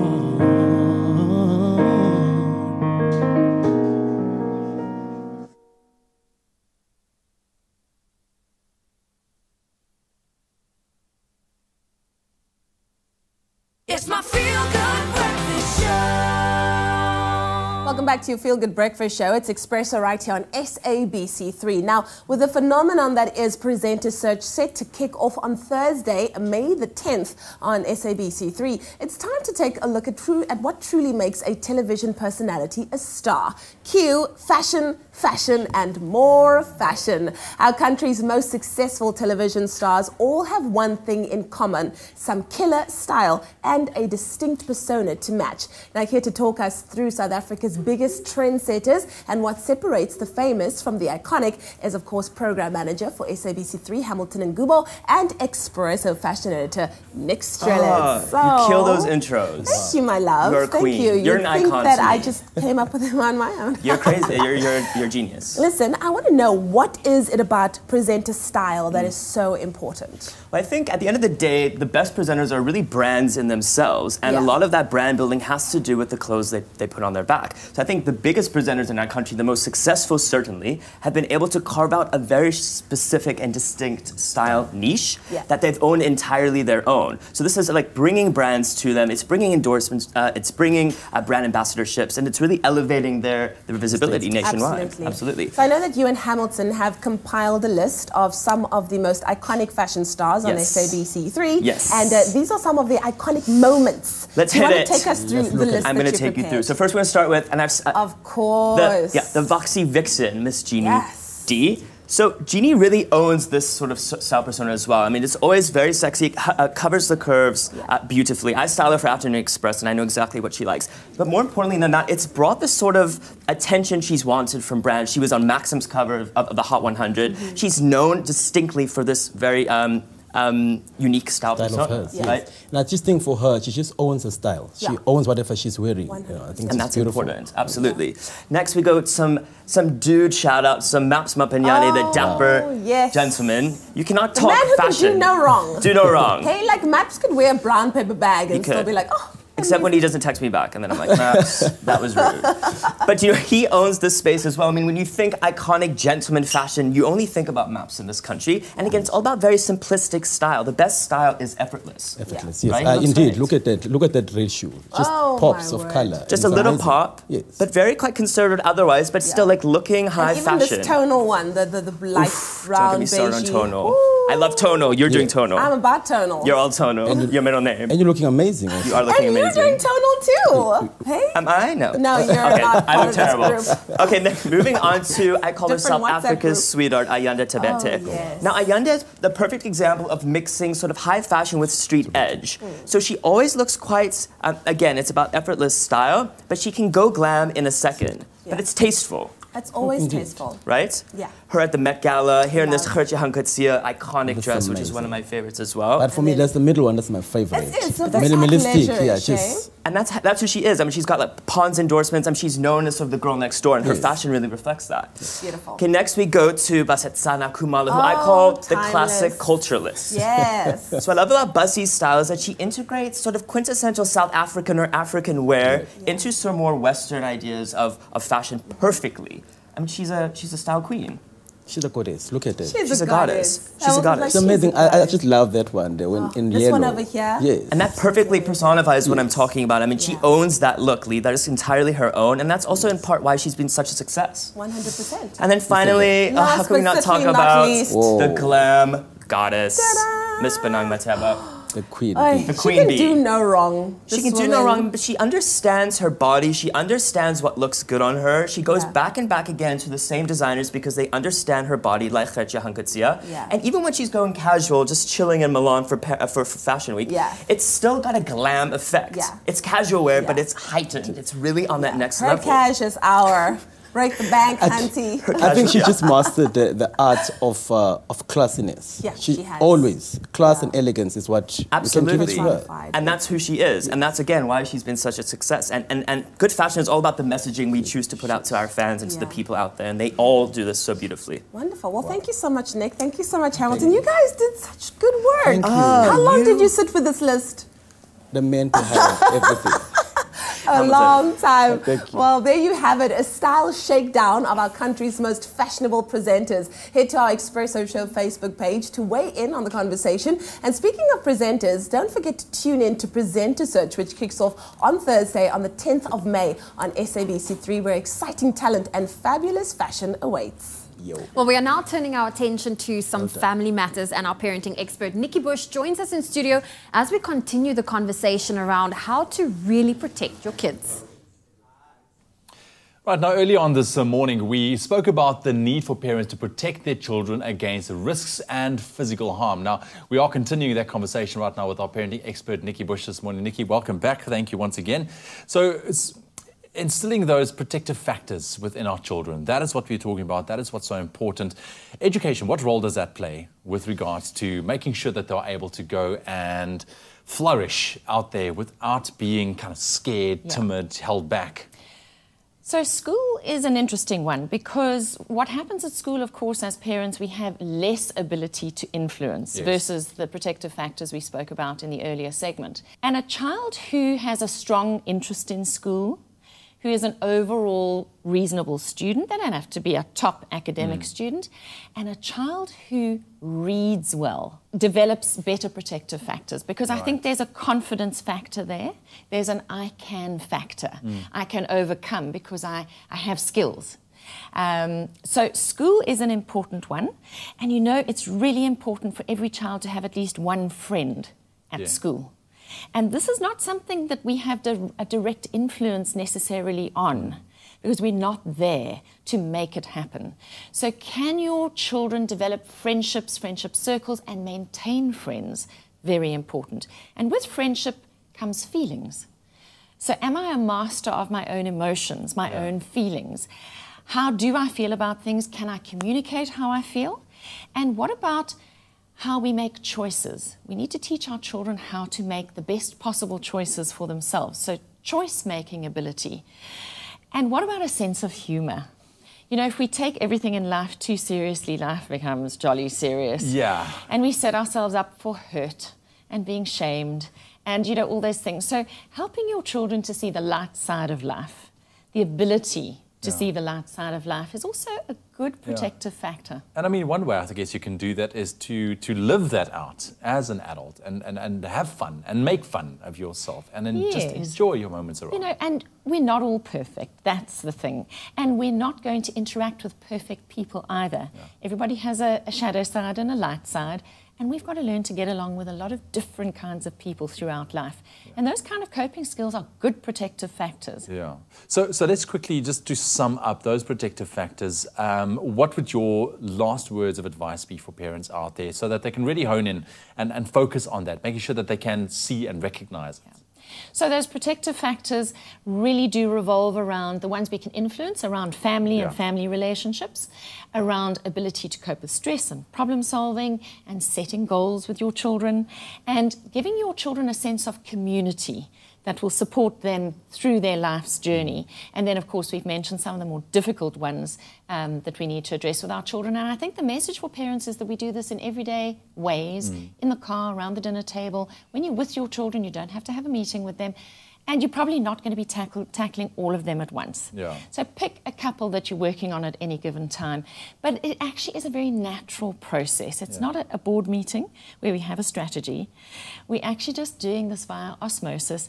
And we're being human together with our children. So I think it's about celebrating the human bond and the human journey. Yeah. And then just to link onto that as well, the importance of the fact, let's say, actions speak louder than words from a parent's point of view and how to deal with these certain situations. If you are very, very stressed, don't go about freaking out and screaming around the house. I'm sure that's not the image you want to No, you know, the whole thing is to help children get a handle on life so that they can go and create their own satisfying and successful lives in turn. See now, that's why parents are superheroes, Nikki. Oh, that's definitely. why we are superheroes. That's it. That's our parenting chat this morning on your Feel Good Breakfast Show. You can let us know how you go about and you make sure that your children have those protective factors instilled from an early age. Now, you can make every Wednesday your wash day, and we are often asked, you know, whether a fabric conditioner is really necessary. Now, the simple answer is yes, because whether you're washing bed linen, a favorite jersey, or your delicates, everyone appreciates fabrics that are soft to the touch and freshly fragrant. But what does a fabric conditioner actually do? Well, that's a very good question. I guess the first question that you should ask is, would you wash your hair and not use conditioner? No, you wouldn't do that. Well, the same thing applies here. Now, during the wash process, the fibers of the clothes become entangled and quite harsh to the touch. And you've probably worn a jersey that was scratchy and uncomfortable. That's exactly the feeling that we're talking about right now. Yes, well, fabric conditioners make a real difference because MAC fabric conditioner is formulated to lubricate and care for the fibers of your garments, realigning them to the correct wave. And then MAC also's fabric conditioner improves the fall of the fabric, making it softer against the skin. And clothes that are fabric conditioned wear better because the fabric sits more comfortably. Yeah, and of course, if you're like me and you really hate it when your clothes like cling to you, well, that's history as well, because MAC fabric conditioner removes that annoying static. And this is especially true during the drier winter months when there's almost no humidity in the air, and you know that the nylons and synthetic fabrics are particularly prone to having a lot of static. That's right. Well, fabric conditioners reduce excessive creasing. Natural fibers such as cotton and linens are prone to creasing, and often when garments are removed from the machine or the wash tub, the creases are almost set into the fabric. That's why fabric conditioners prevent this, making it so much easier to iron, and we all love our clothes to smell clean and fresh. Absolutely, and the MAC range of fabric conditioners contain fragrances that are beautiful. They've got beautiful fragrance pearls that pop as you move to leave that long-lasting fragrance, and there's a beautiful range, eh? I mean, That's we've got right. Here, this, yeah, I'm going to open floral, this one. Fresh. How does that smell, Zoe? Do you like that? It smells really, really beautiful and soft and smell a fresh. bit of that as well? Just got some on my nose. We've got luxurious lavender. I'm going to smell a bit of that. Yeah. Lavender's always been a very homely smell for me. And something you want to take note of is this fragrance here called Baby Fresh. Baby Love. Baby Love. Smell that? But I think I'd be one of those people that goes into a store and would be immediately attracted to the red bottle, like red velvet. I want to, because it's not normal, like it's not usual. You know what I mean? Yeah. So let's. Very, very interesting. You can give that a smell. Oh. It's a sweetish kind of smell. Very nice. Well, whether you're washing by machine or by hand, using a fabric conditioner should be an integral part of your wash day routine. Now, dosing it is also very important, and MAC has scientifically calculated the correct dosage of the fabric conditioner, so simply follow the instructions on the label for the best results. And when washing by machine, you pour a capful into the dispenser drawer. The machine will automatically flush the conditioner into the final rinse. And if you're washing by hand, ensure that you rinse thoroughly your garments, then add the dose to your final rinse and leave the garments for a few minutes, wring it out, any excess water, and then air dry it. And on that soft, fresh note, that's all of our MAC Wednesday wash days for you. Yeah, we've got all the tips gathered for you there. So make MAC your wash day essential, because it makes it super easy for you at home, and we're making it easy for you to win a MAC hamper every week. So to stand a chance of winning, SMS the keyword MAC, M-A-Q, that's exactly it, to 33728. SMSs will be charged at R1.50. No free SMSs apply, and T's and C's can be found on our website, expressoshow.com. Now, this week's giveaway ends at midnight this Friday, so get entering and good luck. MAC washing powder works really hard on tough stains, so you don't have to. Making it easy for you to shine. Well, he kept us on the edge of our seats during Tropika Island of Treasure, and now he's about to keep you on the edge of your seat with his amazing voice. Coming up after the breaks, Naymabs performs.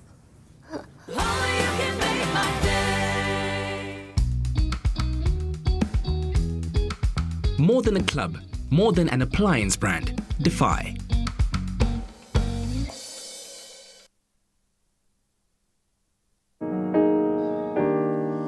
You don't know, babe, when you hold me and kiss me slowly, it's the sweetest thing. And it don't change if I had it my way. You would know that you are. You're the coffee that I need in the morning. You're the sunshine in the rain when it's pouring. Won't you give yourself to me? Give it all. I just wanna see. I just wanna see how beautiful you are.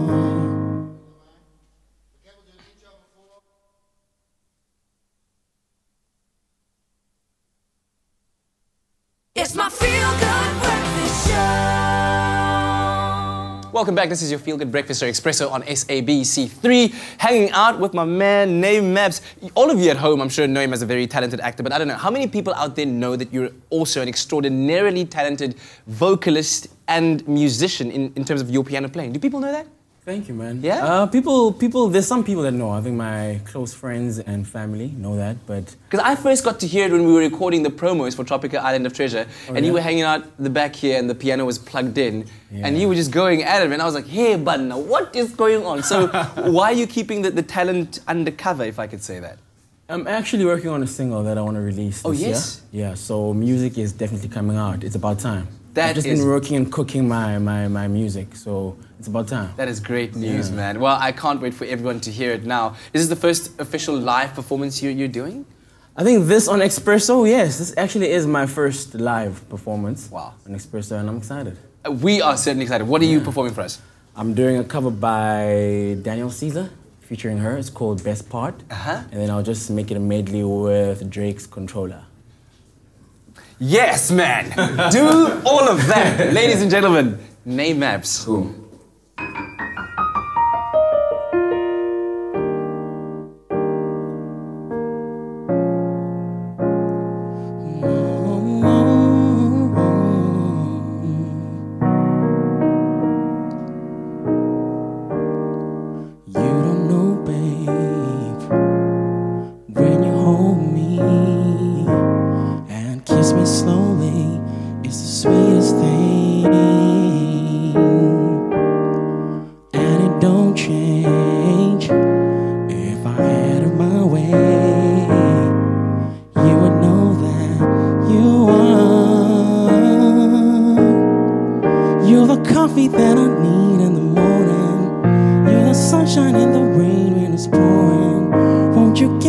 To me, give it all. I just wanna see how beautiful you are. You know that I see it. I know you're a star. Where you go, I'll follow, no matter how far. If life is a movie, then you're the best part. Oh, you're the best part.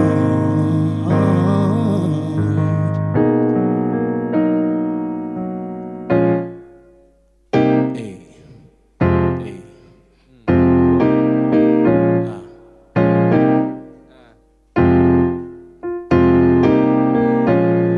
My eye just changed.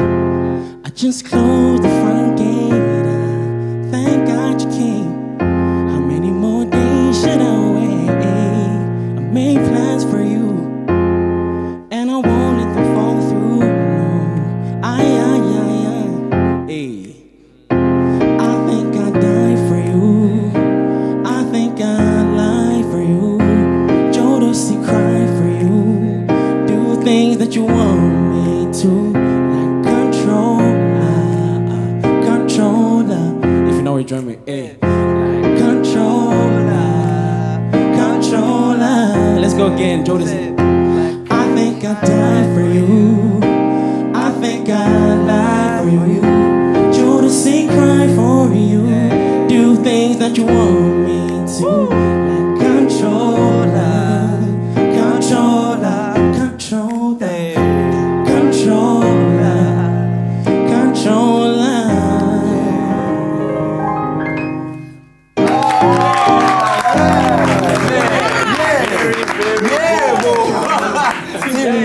For sure, dude. That's incredible. So when's this single dropping? Quickly say This year. This year. Okay. Yeah. On that note, we gotta say goodbye. Thanks for joining us. Have a wonderful Wednesday, guys. Bye-bye. That's amazing, dude. Bye.